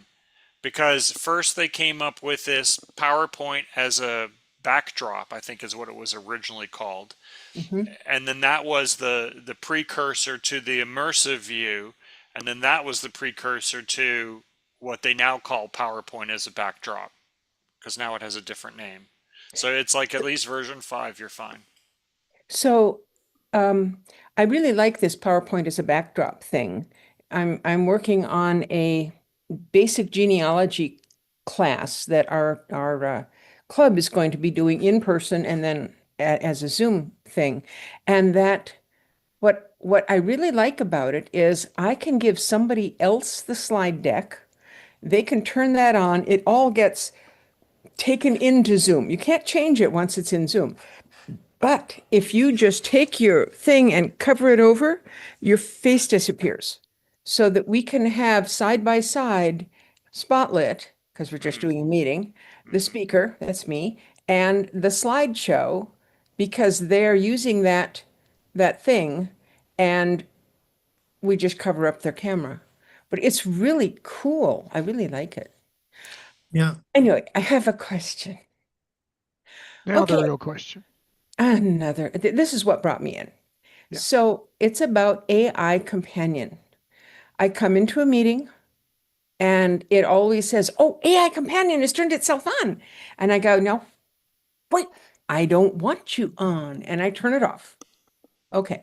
And I do that for every meeting. I haven't gone in to find out where you change it so it doesn't come on. But my question is not any of that. It is this thing's been coming on for a long time in every meeting that I have. Where is all the stuff that it's been accumulating? Is there some storage place that I need to go look at? Is it only there during the meeting and then it throws itself away? What's going on? It's called Zoom Hub. Never heard of it. Oh, well. You haven't heard about the hubbub this week? Well, I've heard the word hub, but I don't know It's about in the it. Zoom Hub. Yeah. Bingo, There's by the way. there was a Bingo. new feature released earlier, if you didn't see it, that yeah, Jason, what are you showing? Go ahead. So Hub. hub. So you go to your Zoom, right? So up here are my meetings, my webinars, blah blah blah blah blah. Your whiteboards, your notes, your docs, and if you go to your hub, then that's where you will find all the stuff of which I hardly have any. But yeah, it puts it into your hub, and if you don't use the hub, then you're going into your Zoom docs for your docs. You're going into your clips for your clips, your task for your task. Hence the hub, the one place repository for it all. Lois, if you're familiar with the popular like a Dropbox or those type of services, this is Zoom sort of version of it that they released on Tuesday this week. So what is a AI companion in a meeting? What is it collecting? What is it doing? What is going to accumulate in my hub? It's So, listening to every word that you're saying and offering transcription and or translation. so one of the other things that goes on is that if you do not have cloud recording turned on, it is collecting some of that stuff in order to do some of its summarization. And as soon as it gets done with its summarization, it throws all that stuff away. So um, it the summary that gets generated and some of the other things that get generated will look at some files that are temporary and should go away. If you've turned off the ability to get a summary, and those sorts of things, then there should be nothing really collected. It will answer the questions for you during the meeting. It's kind of collecting that stuff in a temporary buffer to kind of, but then throws that away. But yeah, you shouldn't have anything else lying around other than if you've got saved chats or saved transcripts turned on. Those could be saved, but they're not AI specific. So So they're Then not we'll, in the hub, right? they are part of the cloud recording space. Okay, so we're So not using a cloud recording. I am familiar with going into my chat area and saving the chat, which comes as a separate little file, little text file afterwards. and that to clarify, that's your chat. plus any direct message chats that you might have had with anybody, and the chat that gets saved in the cloud area just for, you know, education folks. perhaps, Yeah. is that only has the public versions of the chat, does not have any of the direct messages in it. You must have transcripts running, Lois. If the transcript has not started, your AI companion cannot answer anything because it only refers to the content created by the transcript during the meeting. So if you want to ask a catch me up or a type question, you want to see the transcript running first so that it can search that data. So a bit like you can't see the chat if you don't turn it on, you can't see the transcript if you don't turn it on. I don't have to turn chat on. I mean, it's always. No, what I mean is when you join a meeting, if you join a meeting halfway through, you don't see the previous chat because you don't see the previous ones. Yeah. So in the transcript, you have to turn that on as well, because if you don't turn it on, it won't give you the transcript before the point at which you turn it on. But as Ray says, at the end of the meeting, if you've got meeting summaries turned on, then it's got its own access to the transcript from somewhere else, because there are actually multiple AI companions running. You've got your AI companion in the meeting, and then you've got your AI companion, which is running in the background. And the AI companion running in the background will do your meeting summaries for you. Okay. So But again, you've got to turn those all on and off. If I told it to turn itself off, which I do, and yet here on the side, I have an AI companion window, and it said, "Oh, you can ask all these questions." So I clicked on one of them. What's on my calendar? Well, I don't use a calendar, so it doesn't have it. But it went and it looked at my calendar, and it told me, "Oh, you don't have any meetings scheduled for today, but on Friday you have one." And it's like, where is that coming from? Yeah, that's not your calendar. That's your meeting list. So it's gone to your meeting list to find out that you have a Meeting meeting scheduled, available. scheduled Yeah. meetings, yes. Yeah. Yeah. That's So right. Lois, if you've integrated a calendar with Zoom, then you don't. All I have is when I have a meeting. And I said, maybe that generates a calendar that I don't know about, but it's not like The I go little use Zoom a calendar calendar. in the workplace app, it sticks it on that. Yeah. Okay. And then in your settings in the web portal is now a tab just for AI companion. Here, I'll put it up on the screen. So, And your face is covering most of things. If you move your face to sorry. the other side, it would help. Okay, here I'll turn that thing off, and you can drag me out of the way too. But let me just yeah. No, I can't. Nope. No? You can drag yourself, but we can't drag you. Oh, okay. Well, here I'll. There you go. There we go. Okay, so you log into the web portal. Down along the left-hand side, navigation, settings. Now there's a tab just for AI companion, and then you can dial in what you want it to look at, not look at, and then to Ray's point about the temporary folder. Where was that? I saw that something here about the trash. Oh, that was under data and privacy. Was the trash can. Auto delete meeting summaries, and then under data and privacy, you can dial in the number of days. Is there somewhere in what you're looking at where you can simply say, I don't want AI companion at all, ever? Yes. So you log into your web portal, down the left-hand side, go to settings, AI companion, and then you just shut it off. You just say, nope. Okay, and so you have yours shut off? Right now I have it shut off, yes. And there are times when I want it on, and then I purposely go in and I turn it on and to what parameters I need, but most of the time I need it off. I don't need it hearing or seeing or doing anything for me. I might be considering flipping this toggle right here. Remind me to turn on AI Companion when I'm in a meeting, and then that way I would have the option to do it while I was in a meeting without having to log into my web portal and go this direction. I haven't landed on a decision yet on that. That's if you're hosting the meeting. Right. The little toggle. But if you are in a meeting, there is a an AI companion button at the bottom. Doesn't that allow you to choose? Well, if you hit it, so let's say I invite you to one of my meetings, and I've turned everything off here like I'm showing on the screen.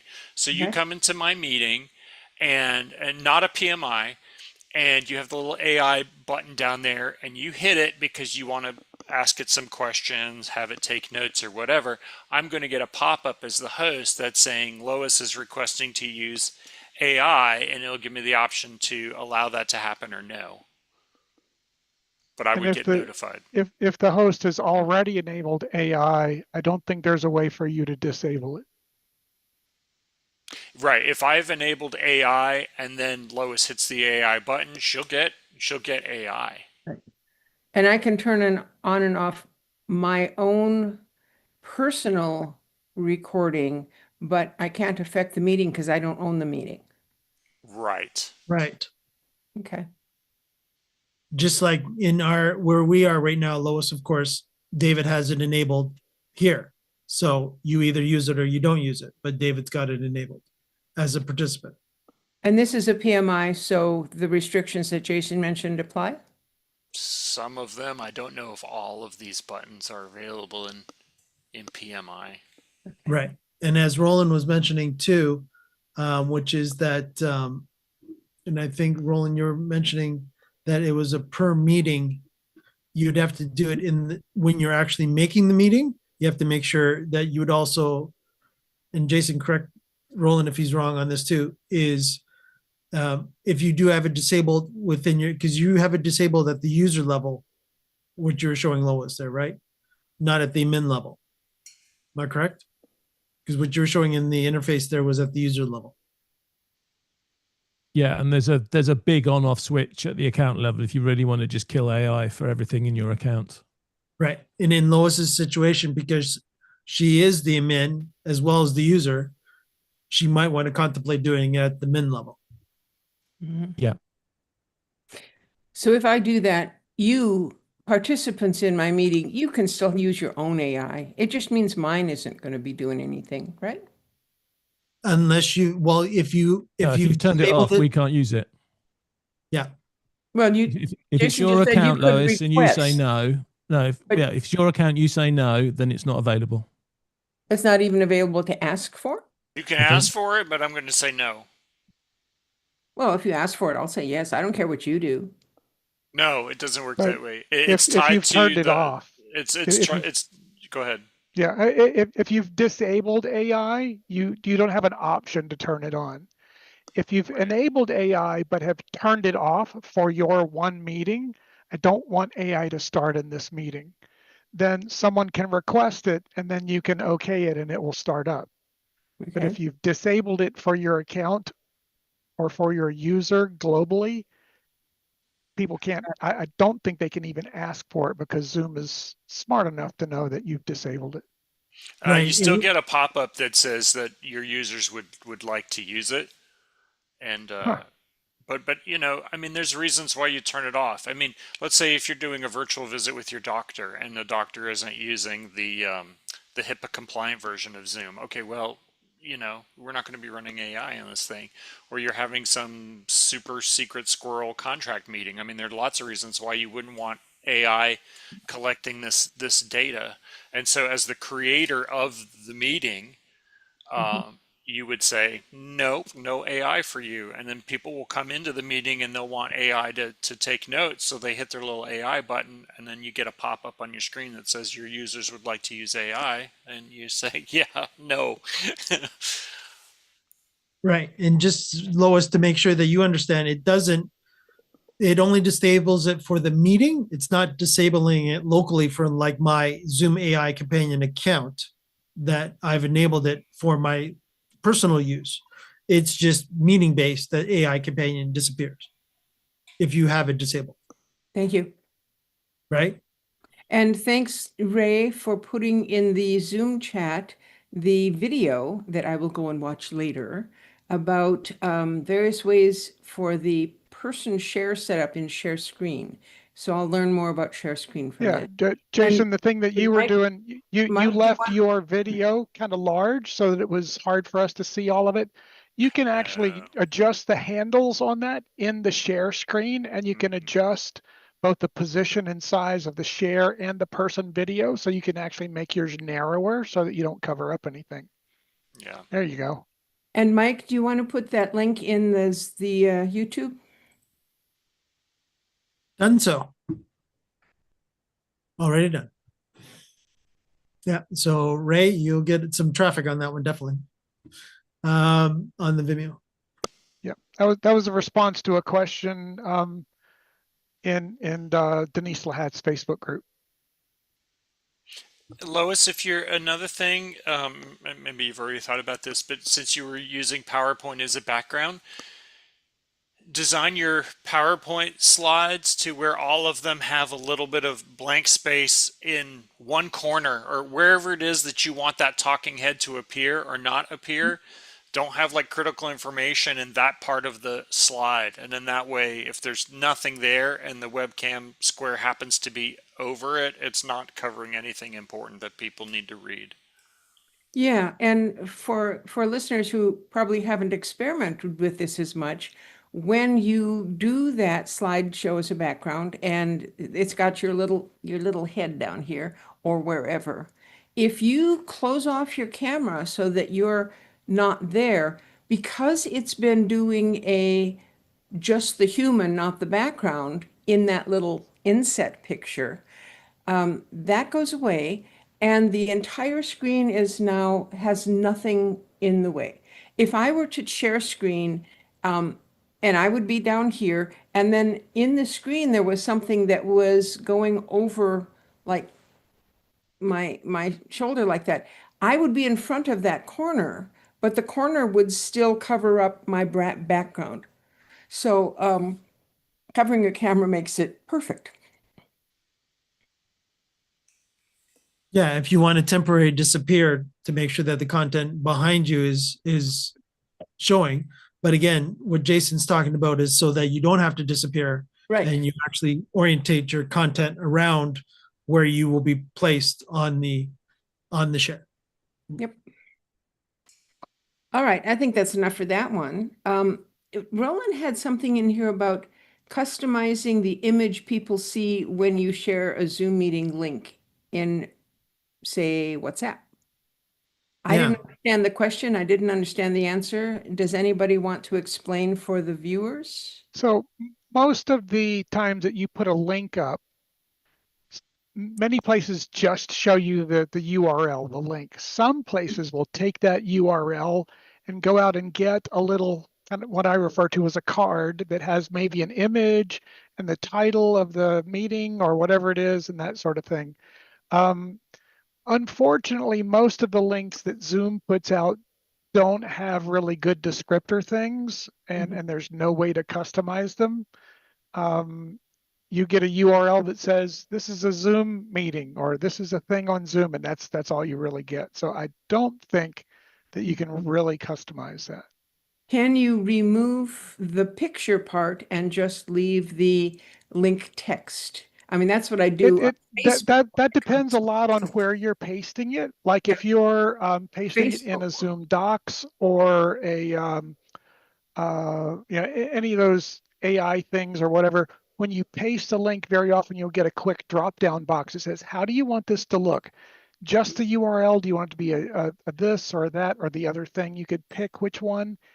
And something like a text or a WhatsApp, you just get to put the link in and something on the background goes, oh, I recognize that. It starts with https://. That's a link. And it just puts a blue bar underneath it and lets the person click on it, and there's nothing you can do. So if you Depends on were the app. to leave off the front portion, in other words, if I just say birding with Lois.global, no HTTP in front of it. It's a website, or the rundown.show. It's a website. But since it doesn't have that in front of it, would it not put up the picture?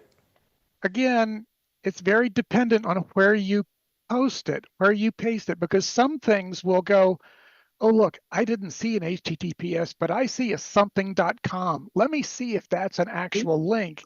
and then I'll treat it like a link, and I'll go try and grab all of that stuff and see if we can do it. So you don't typically have control over that. The back end of whatever thing you've pasted it in goes and looks at it and helps you out as much as it can. Well, the good thing is if you're using Facebook and it does that, there's a little X up in the corner of the image that you can get rid of. So it will just show the URL and not the what you're calling a card. So on Facebook, that's good. That's cool. Yeah, I believe what I think everybody would like to be able to customize, I believe, and again, I'm still digging at this as you were talking. It almost feels like you guys would want some sort of so when the URL gets made and you put the URL in Facebook, LinkedIn as just as examples of WhatsApp, when the system actually figures out that it's a link, then all of a sudden it makes underneath it, it'll make up a little picture of the site. And again, we also have this in Discord. Usually, and again, I'm digging into that a little more. Usually, and again, I have to confirm this. I believe it looks at the favicon. Now, for all those that don't know HTML code, this would be the equivalent to, and again, Ray's smiling at me already because he knows what I'm talking about. When it comes to the favicon, that is the little logo. If you look at a tab at a website, you'll see a little picture version of, like an example. If you go to one of Zoom's website, you'll actually see a baby little Zoom logo in the tab. That is the favicon. And again, that is usually based on the browser.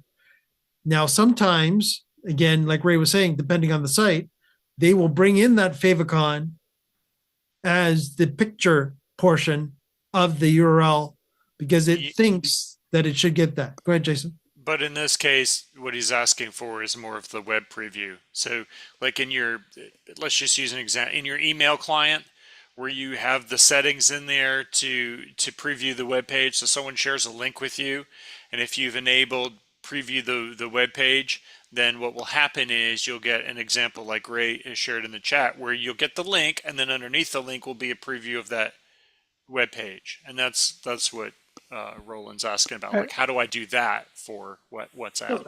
So the question then becomes not how do I do that in a particular app, but what is going to be shown by the Zoom people if I have a Zoom URL, a Zoom link. So if I have a link to my birdingwithlois.global, it's going to go there and it's going to grab the image of the front page. So there'll be a little image of the page.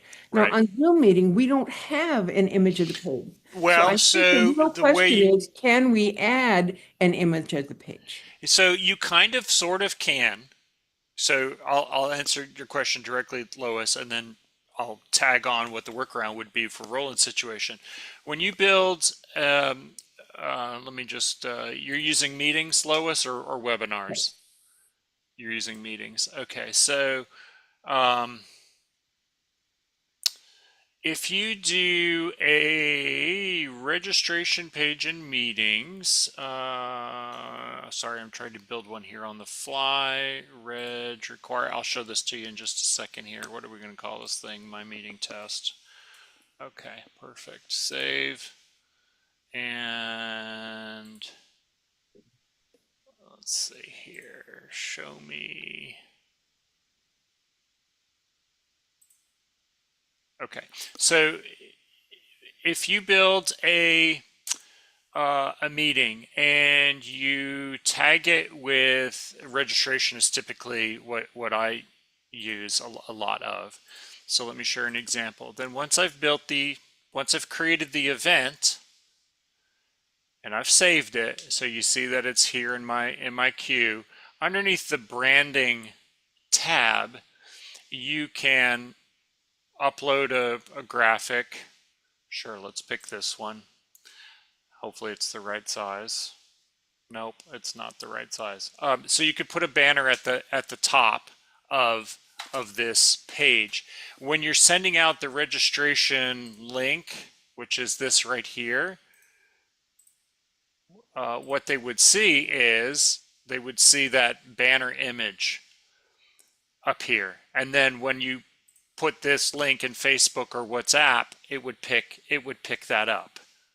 Okay. Now, how much of this preview it gets, depending upon the screen of the person viewing it, it gets down to somewhere close to first name, maybe a little under or something like that. So If that's good enough for using a you, registration, right? yeah. So let me tag an image in there. Let me actually throw an image in there that works so we could see that. I'll do a logo which goes off to the side. What do I got in here? Let's go to my logos. Sorry, stand by, building it on the fly here. And the fly keeps moving. Yeah, sorry. I need to. Okay, perfect. I think that's the right size. Oh, come on, seriously?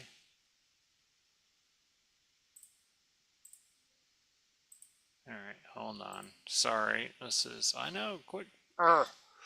Let me get over to my logos folder. I'm going to drop a logo in there. Give me a second here. Let's pick something that is the right size. 400 pixels. Okay, that should work. And to be clear, Jason, you're doing a plain meeting, but with registration, correct? Yes, I'm doing a plain meeting with registration. And if I can find a logo that's actually the right size, that it doesn't complain, then I should be. It wants to see, come on. Surely I've got a 600 in here.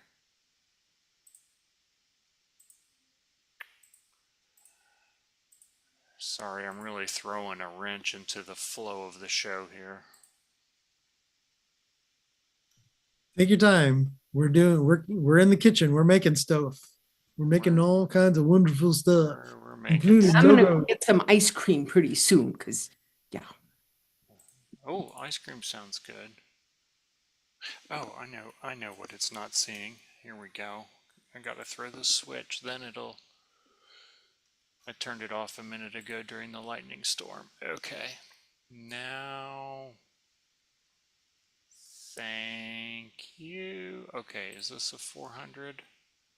Let's try that. Thank you. Okay.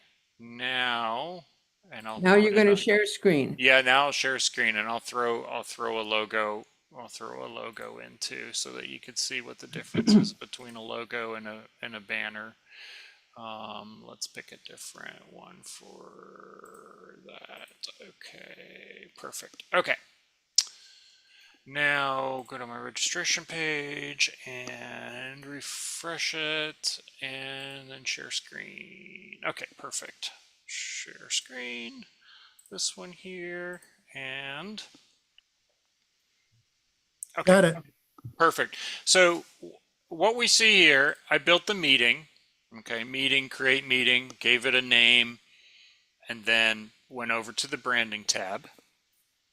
And then on the branding tab, I threw in a banner. That's this logo here. And then in logo, I threw in that there. And it wants to see at least 640 pixels on this one. And on the logo, it wants to see 200. 400 seems to be the magic number. It likes that. Okay. You send out the 400 wide or tall? pixels. Here are your dimensions right here under logo. Let's highlight that. So 200 by 200 or 600 by 600. Those are your dimensions. And then on the banner, it likes 640 up to 1280 pixels. 640 by 200. Got it. Yeah. Okay. So when your people go to the registration page, this is what they see. This is the banner. This is the logo. In the reminder emails that they get, they would get the logo or the banner. You can choose that. And so to Roland's question, if I drop this URL in, I've not tried it in WhatsApp, but if I put it in Facebook or I send it in an email and it has preview turned on, what it's going to get is it's going to get down to about meeting registration, first name, somewhere in that area, depending upon the screen real estate. And so then it gets your logo in there. So that's kind of the quick and dirty way to do it. Now, is this pretty? Art is in the eye of the beholder. So if this is good enough for you, then do it this way. Otherwise, what Lois was mentioning earlier, building a landing page that you dress it up and make it look pretty. And then on that landing page is the link to join the Zoom meeting or to register for the Zoom meeting. And the URL that you send out and drop in Facebook is the landing page that looks all nice and pretty. That would be the other way to do it. You just have to decide, how pretty do I want it to look? That the last thing that you said, I think has the problem that if someone clicks on the link, they're not going to get to where you want them to get. They're not going to get into your meeting or into the registration. They'll get to the landing page, which means they're going to have to click again, which means you might lose some folks. That's true, and I'll tell you who does that one a lot is Stream Alive, because they send you to their little what is it? Luma is their little web page, and so they're always sending you to the Luma landing page, and then on there you have to hunt for your button to register or to join your meeting. So yeah, that's true. Sometimes it's like, okay, here I could lose people at this point. Mm-hmm. Mm-hmm. So hopefully I'll stop sharing here and I'll look at the chat. Hopefully that answered your question, Roland. I think it was a great some... job, Jason. Roland says, yes, thanks for all the information. So that's good stuff, Jason. Okay. That's really cool. Yeah. So that makes perfect sense. I was going the other world of it, of the favicon, which is a totally other scenario, but again, it really depends most of the time on, like Lois was saying too, it'll go and grab some information from this website and grab it. So it just depends on the different location. Not everyone is identical. Like LinkedIn is different than Facebook, than WhatsApp, but a lot of them keep to a certain standard, but everybody's still got their own little quirk. Here's the one real workaround for you, Lois. Hold on. Can I? Go ahead. I figured out a way around the last thing that Jason and I were talking about, where you've got your birdingwithlois.global/landing page. And if you make it so that, if you know HTML, if you make it so that when someone hits that landing page, they are automatically and almost instantaneously forwarded to where you want them to go. And then redirect. Yeah, a quick redirect. And then that way, Facebook will show whatever's on that landing page because it won't redirect the Facebook thing. So that's the workaround for that one. Oh, I like this. I may have to do. I think there's an easier Ryan? an easier workaround for you, and that is using Canva or whatever you use to make images. Mm-hmm. Just make an image, and if you can put that image somewhere, most places let you tag a URL to an image. That where will it go if I click this image? Oh. It may not work in just plain old texts and that sort of thing, but in, like, if you're going to put it on LinkedIn or any of those places and you import an image, you can actually make a link for that image and just put your meeting URL as the link, and that way when they click on that, they'll go straight in. Yeah, again, very, very good, Ray. That's true. Yeah, a lot of our marketing department will do that as an example. Is that you're linking to a picture so now you're in full control.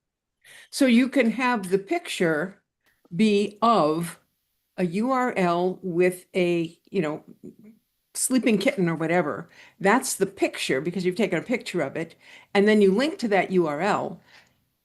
I like it. Yep. But this leads to some possible bad actors making one of those pictures. So the URL is, black writing on a white background. It looks like it's a link. And then when you click on it, it goes someplace totally different. Mm-hmm. Yep. Okay. Yeah. And again, it's equivalent to an image being, click here, where you'll see a click here button and it actually is a URL underneath it. It's sort of the same situation, but now you made it pretty because the click here could be a picture, right? And you could do that with your redirects as well, Lois. Be a bad person on the redirect side. Oh, Yeah. I'm not a mad person, but No, I have a You would mind never that do this. thinks I know. about all of these possibilities. Yeah. And it's like, okay, how can I protect against that? Yes, and they've been good this week too, Lois. I'm just letting you know. I haven't had any bombers. I'm just telling you. Don't change that. I'm knocking wood. Okay.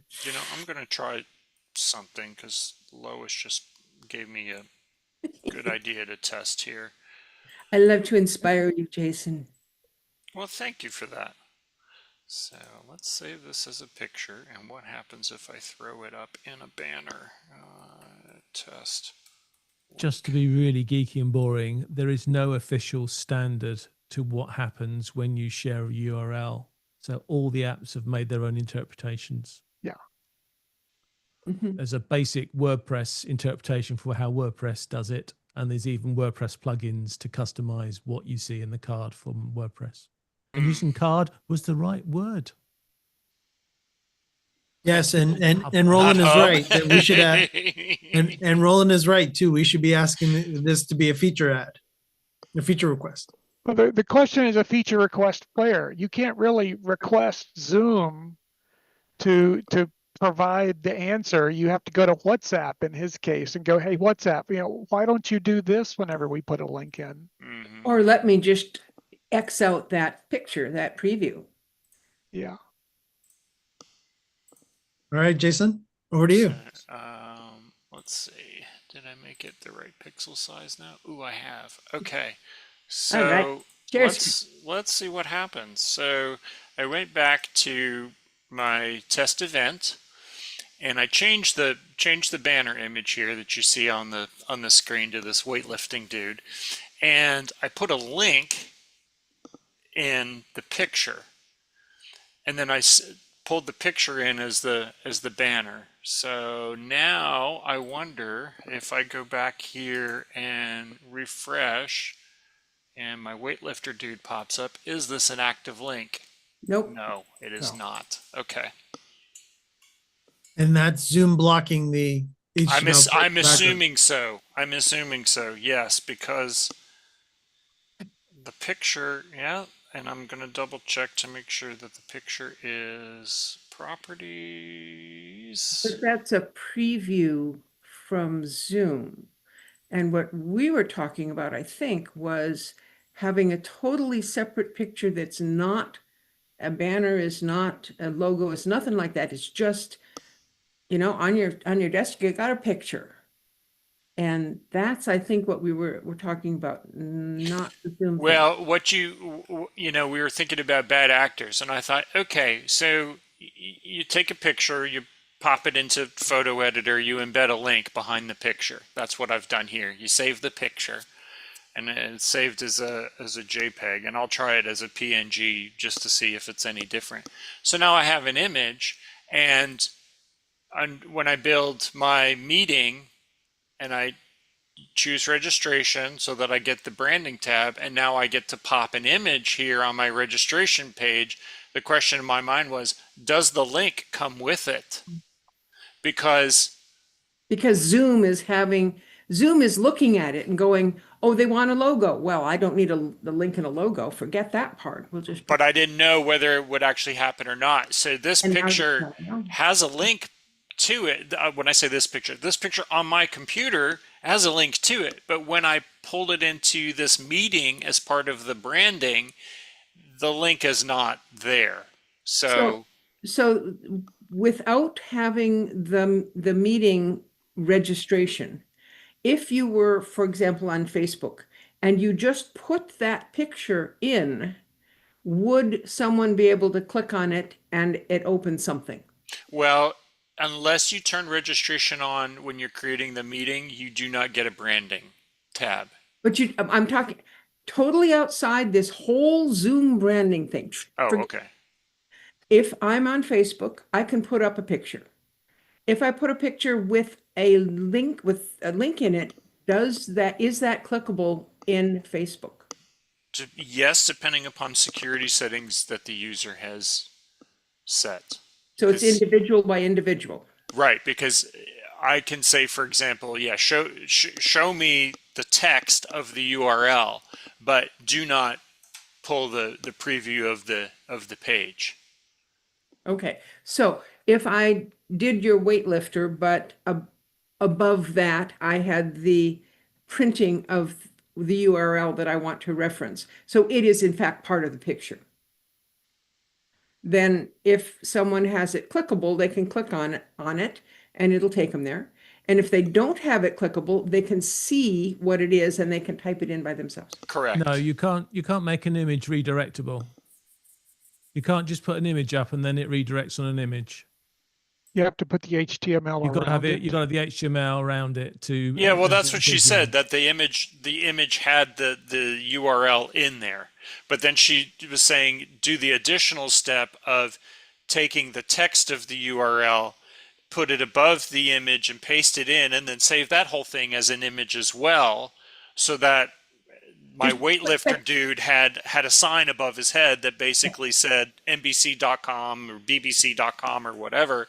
And so if that user had their security settings set to where they could, by clicking on the picture, it didn't take them over to BBC, at least they would see the text above it that Lois had put on there and then said, oh, let me just go open up my browser and manually type in bbc.com slash birding with Lois. If you're going to have a HTML there, then Lois, just put the link in as an HTML link. And then So- if they can then click on the link and go straight through as well.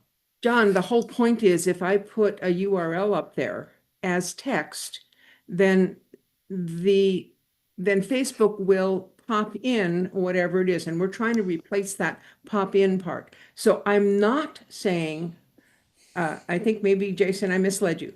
I want one picture, only one picture. And that picture consists of whatever I want and a picture of the URL, and it's all just one picture.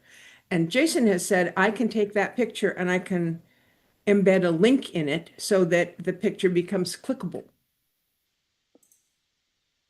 Now I'm getting head shakes. Jason, they're getting head shakes. What's wrong, Mike? What did I miss? So you're in an image when it comes to, again, Facebook's and everybody else, they classify the image as an image HTML tag, right? Now, no matter if you embed in the metadata of the image a URL, it's not going to look at the metadata within the image to pull that URL out. If I went too techie, let me know. But that is basically the answer, right? Because Jason, you ended up putting that URL within the metadata of the PNG or the JPEG, correct? I did. Yes. Right. Yes, that's what I did on. Yes, that's what I did on that first test. Yeah, I'm playing with another test right now, but yes, that's what I did on the first test.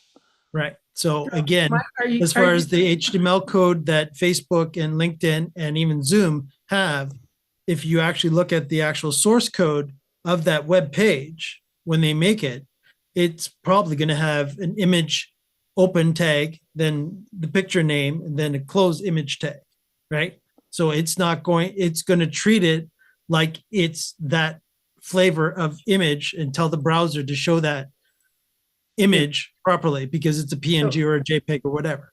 So, Mike and Jason, so if I just had that image on my computer, not being presented in any other way, would clicking on the image take me anywhere? Mike's saying no because it's metadata.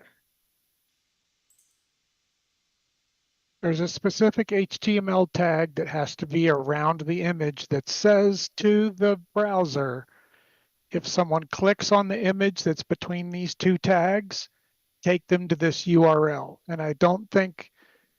Yes, you can do that. You can do that, Ray. But the URL will have to be the URL of the text, not the URL of the image. If you just upload the image. Yeah, because if you put the URL of the image there, when you click on it, it's going to take you to the image. So, my statement really sort of still stands that if you put a tag around the image, it's going to take you to wherever that tag says to go. Yeah. So it would have to be lois.global/link.html. And within that HTML file, there would be a greater than a href, which then you put the link, and then you'd follow that with the control for the image, and you'd have to build a line of HTML text. But if you went direct to the image, lois.global/lois-event.jpg, it won't go anywhere. So what we're coming back to is that when I put an image in a posting, Facebook or whatever, it posts it as an image. It does not post it as a clickable image. And Correct. therefore, what we're talking about is not going to be a solution. Not on Facebook. Or most others. Do Well, any, I mean, all. It depends. I've been in certain apps that will allow you to wrap a clickable, URL destination around an image. You can click on the image once you've inserted it, and Right. the little link button, you can click on the link and it goes, oh, what would you like them to be swifted off to if they click Right. on this picture? But that's writing something. That's not just posting an image. That's doing coding around your image. Correct. So there's actually a let's go standard back of this, to Lois, Roland. somewhere. That gets back to Roland's thing with WhatsApp. Does anybody know how WhatsApp works? I got to go. That's a good place to leave it, isn't it? Yeah. Thank you, Yeah. Jason, for putting that coding in there.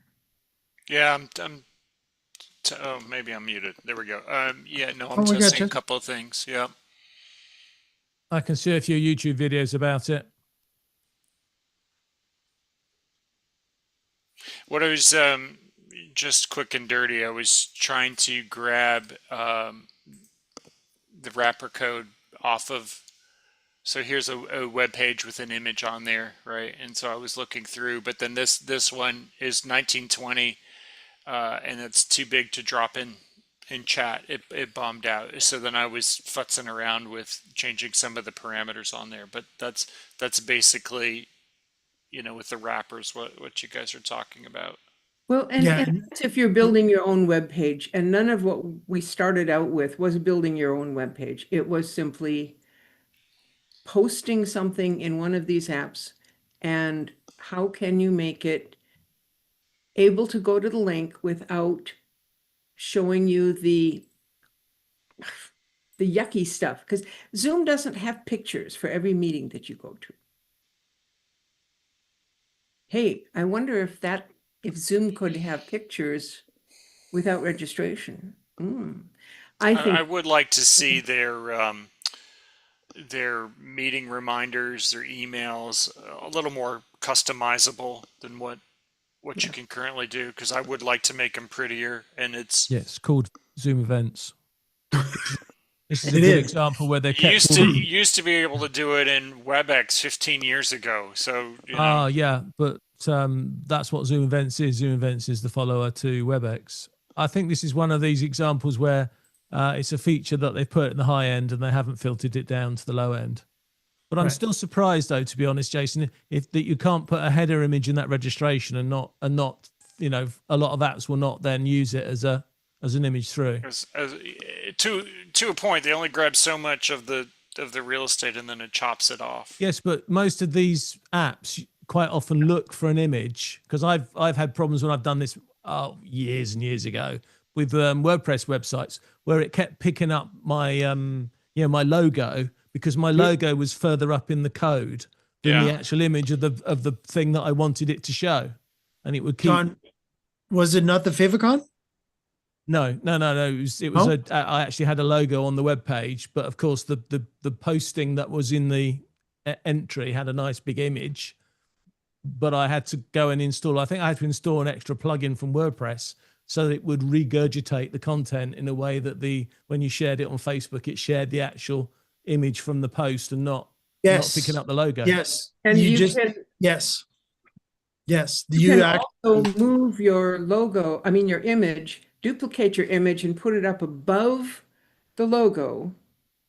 Even though it's not doing anything, it's not going to show up on the page. Just the fact that the image file exists can be grabbed. Possibility?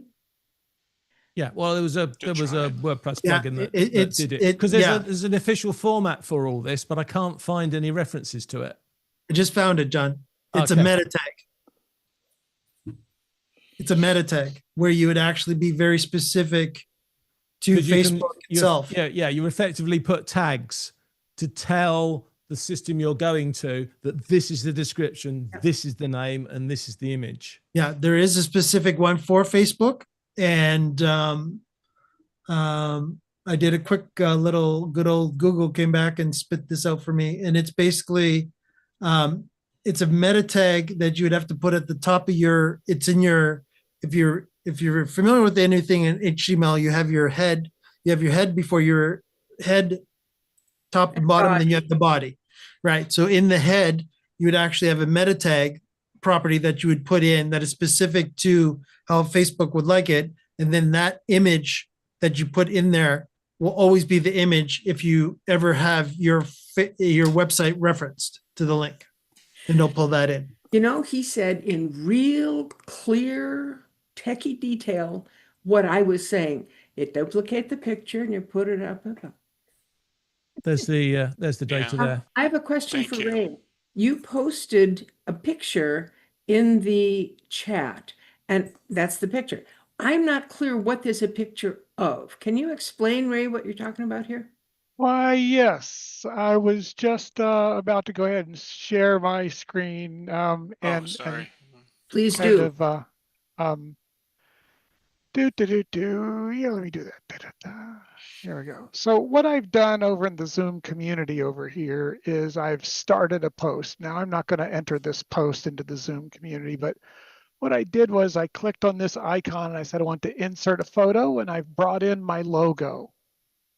Now in the Zoom community editor here, I can click on this picture and click on this link and type in https:// whatever I want. Did I mess that up too bad? Yeah. Yep. I can spell, but I can't type. And I can click OK. And now that becomes a clickable link. What I've done is I've highlighted the image that I put in, I clicked on the link, and I provided a URL. So again, it depends on the context. Not every place you go where you could post a picture works like this. Facebook doesn't work like that. I just tried LinkedIn. LinkedIn doesn't work like that, but some places do. And if you find a place where you're posting that once you put in an image and it still lets you click that link icon, you could use that as sort of your stand-in for all of this gobbledygook and making HTML code and that kind of stuff. So Ray, are you saying that if someone has posted something on Facebook and I reply, that I can't do this with my image, or that I can as a reply? I believe you can reply with an image, but the image does not have the ability for you to put a URL around it, not in Facebook. Facebook won't do that, but there are apps that'll do that. Thank you. Now, Lois, I don't want to go down this rabbit hole too, but there is officially where you can actually make an event page within Facebook, but I'm not going down that road. I'm just saying that you could actually do that, and it gives you a little more formatting capabilities. If I have an event, right? You said An event can be a meeting. It be To a Zoom Facebook, meeting. it doesn't Zoom care. meeting's an event. What? A Zoom meeting is in an event Facebook. in Facebook terminology. An event in Facebook. Yes. Oh, that's different. That's totally different. Event pages? Yeah. I do events in Facebook, yes, but that is totally different than what we're talking about. Roland, if you're still on, because I want to grab you before you leave. In the standard confirmation email that Zoom sends out, they have, you see their Zoom logo, it's a clickable link. Now I can't modify it, I can't edit it, I can only change the text here, and I can add text, and I can add text here, but this URL goes to a Zoom link. So there's the capability, but right now I can't customize it. If you That were would be Zoom, you nice. could. Yeah. Yeah. But I mean, that's the solution that we're trying to get at right there. You know, and this would be a picture of whatever it is, birding with Lois, and it would be clickable.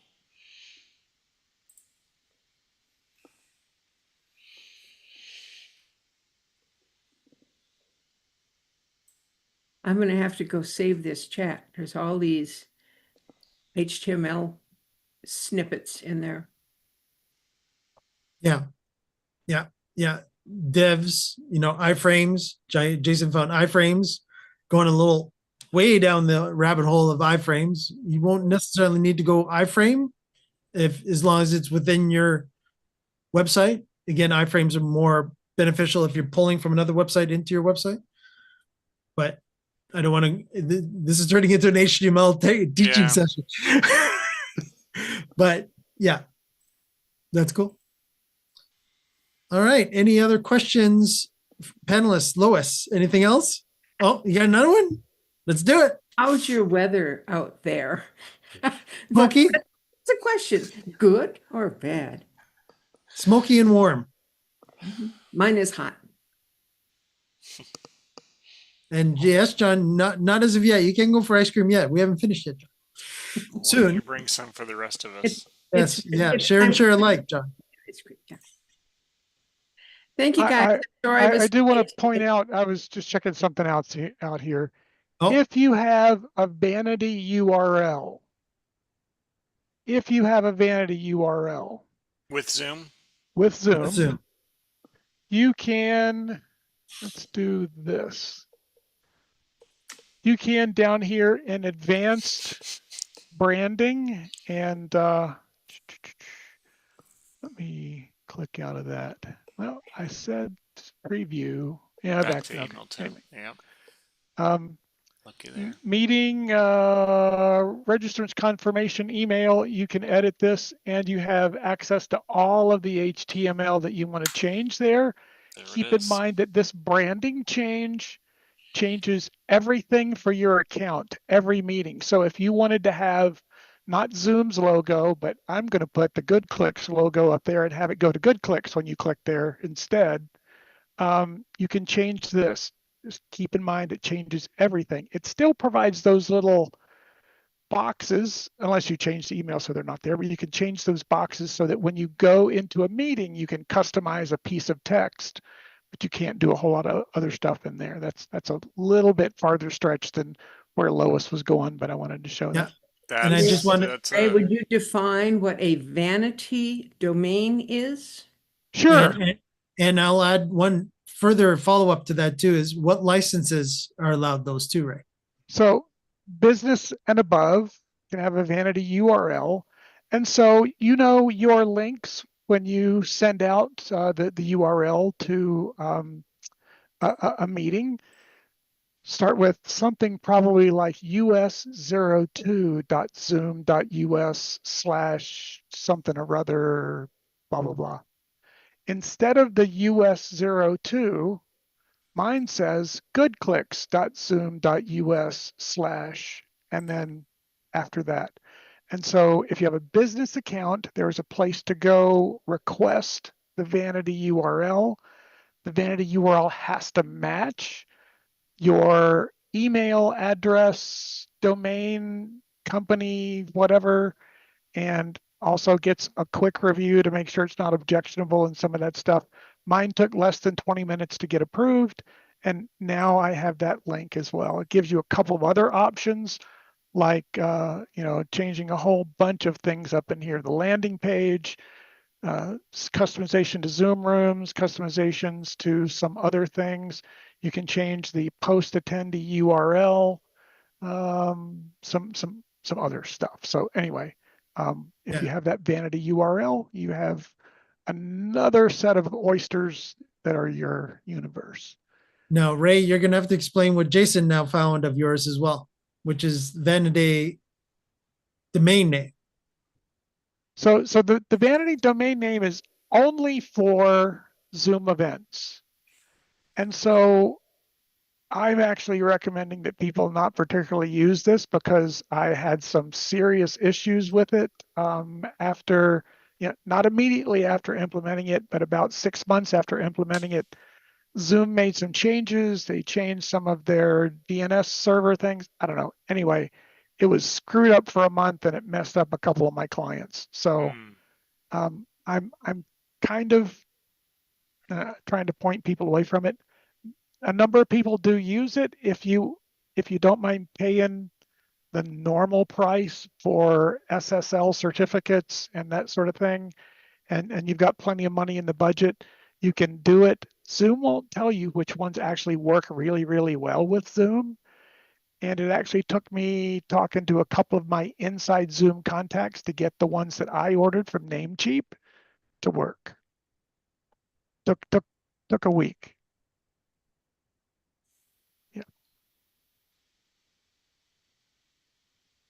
And Ray's sharing and Jason's sharing. So yeah, everybody Yeah, it did was see that the share vanity that you had, URL. Jason, Okay. on Yep. YouTube. Okay. Good. No, Yeah, Ray's that's an not example sharing. of the vanity URL. Jason is showing my website. Yeah, but Ray's not sharing. He No, was. I'm not. It Jason's was. sharing. I was. Yeah, Oh, I stopped. yeah. that's actually one of the annoyances is that when another person shares, the tabs at the top don't tell me another. I mean, it has another tab, but it doesn't switch to the latest one. No, you have to you choose what you want to look at. Well, you Yeah. have to know that there's something else there. Yeah. Right. For me, I knew differently because I'm watching YouTube, and B, I'm using dual monitor. So in my primary monitor, Ray was there. And then when Jason I'm kicked in his sorry, share, it Lois. went to the second one. I'm Go sorry, ahead. Lois. It's our fault. We should have spotlit the share that we wanted you to watch, which you can do. Yeah, that's true. I could have done that too. Boy, the As a world is host. complicated, hasn't it? So much. All right. I gotta run, guys. It's been a good kitchen tonight. Yeah. Thanks, Ray. Take care. See you next week, or see you on Wednesday, actually, Ray. Bye, everybody. Bye, Lois. Bye, Lois. Good seeing you, Lois.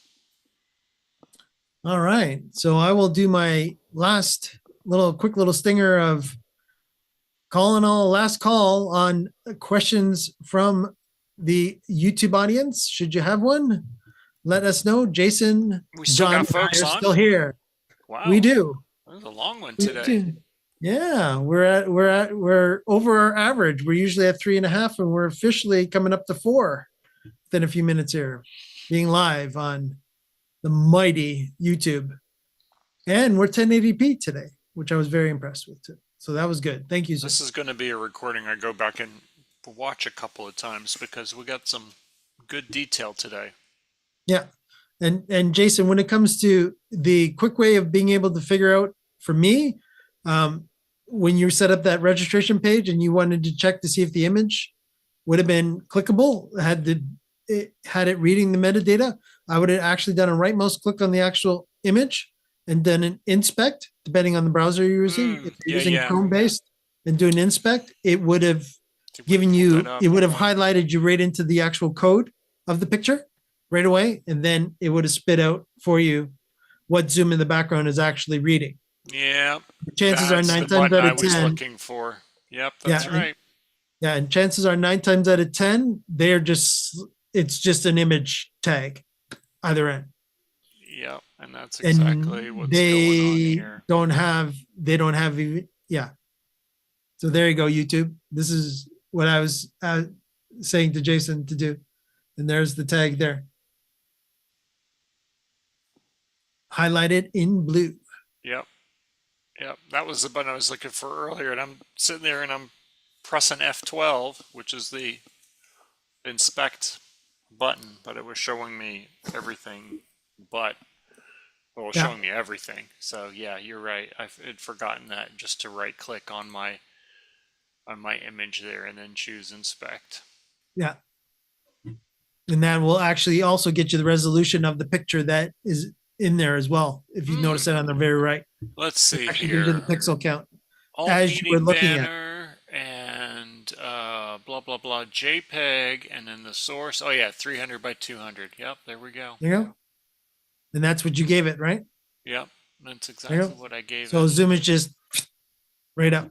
So they didn't even modify the image at all. So that's also good for you to check too, because all of a sudden, if you put up a bigger image and the system took it within the GUI, but yet when they show it on the web page and it's distorted and smaller, now you know that that's Zoom in the background doing some, distorting it on purpose.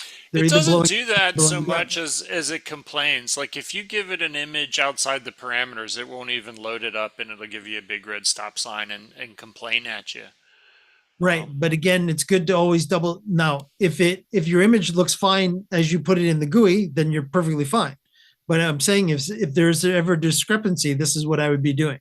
Yeah, no, that makes Is sense. doing the right and doing a right mouse click on there and inspecting, going, oh, even though the GUI told me in the admin of that section, it told me I could go up to X resolution by X resolution. I really should only be going this because that is what's actually showing. And they will shrink it or enlarge it to their, because they've probably got the actual hard coded width and height in there of the image. Well, and then you also need to check it. This is if branding's really important, right? Is just because it looks good on a computer, don't forget to check it on the phone layout. And you know what does it chop off? Yeah, and again, you can choose depending on the browser. Jason, is that Chrome? Because no, this one's not Chrome, but you can do it in Chrome and you can do it in Edge too.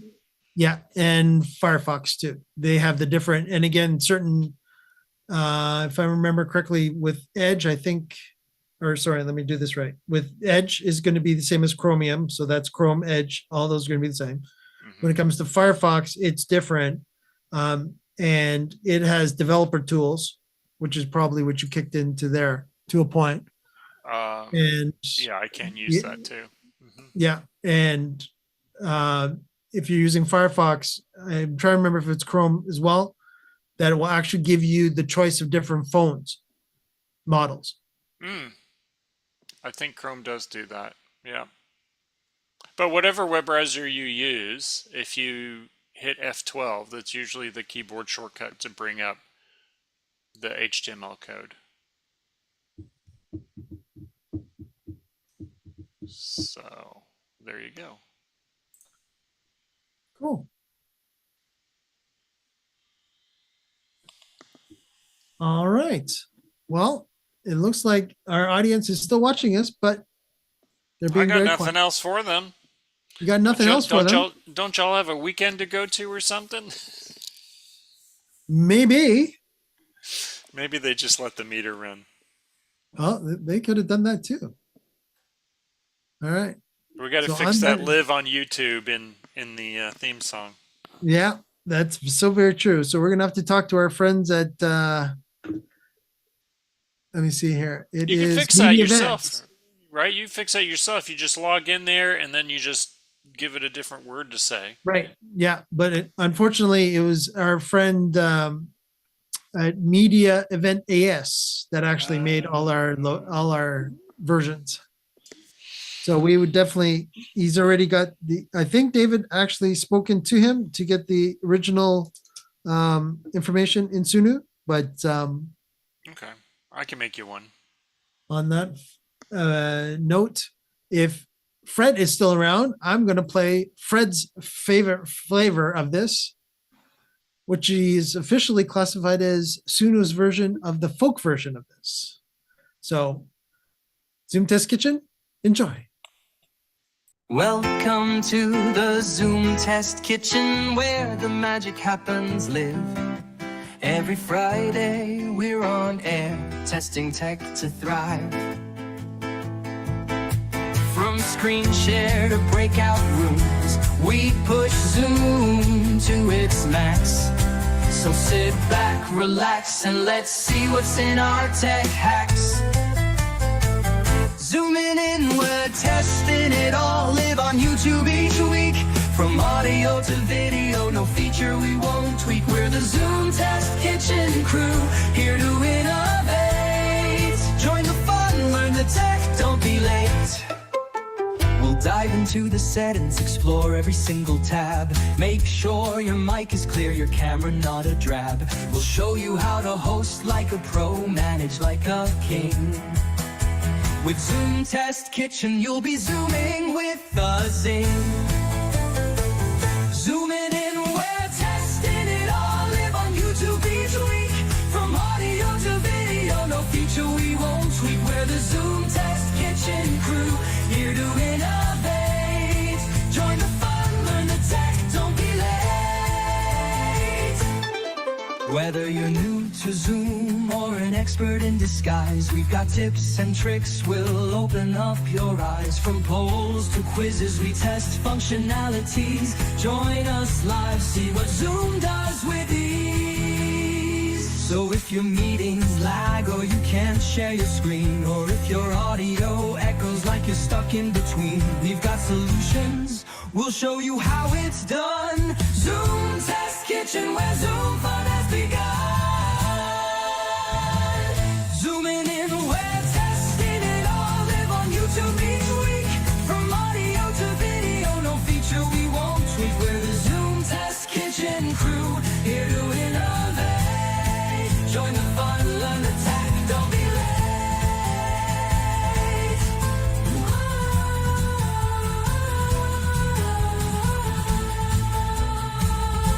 So tune in, don't miss out on this tech fest we lead. Every Friday, Zoom Test Kitchen, where you'll succeed. We'll make your Zoom meeting smooth, keep the tech in check. In the Zoom Test Kitchen, we got your back, no red.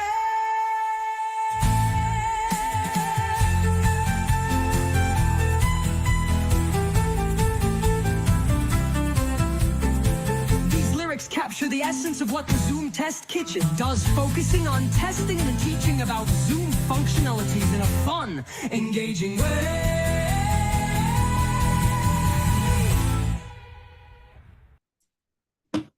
All right. Hope you enjoyed that folk version of the Zoom Test Kitchen theme. I want to thank everyone for joining us this week on the Zoom Test Kitchen.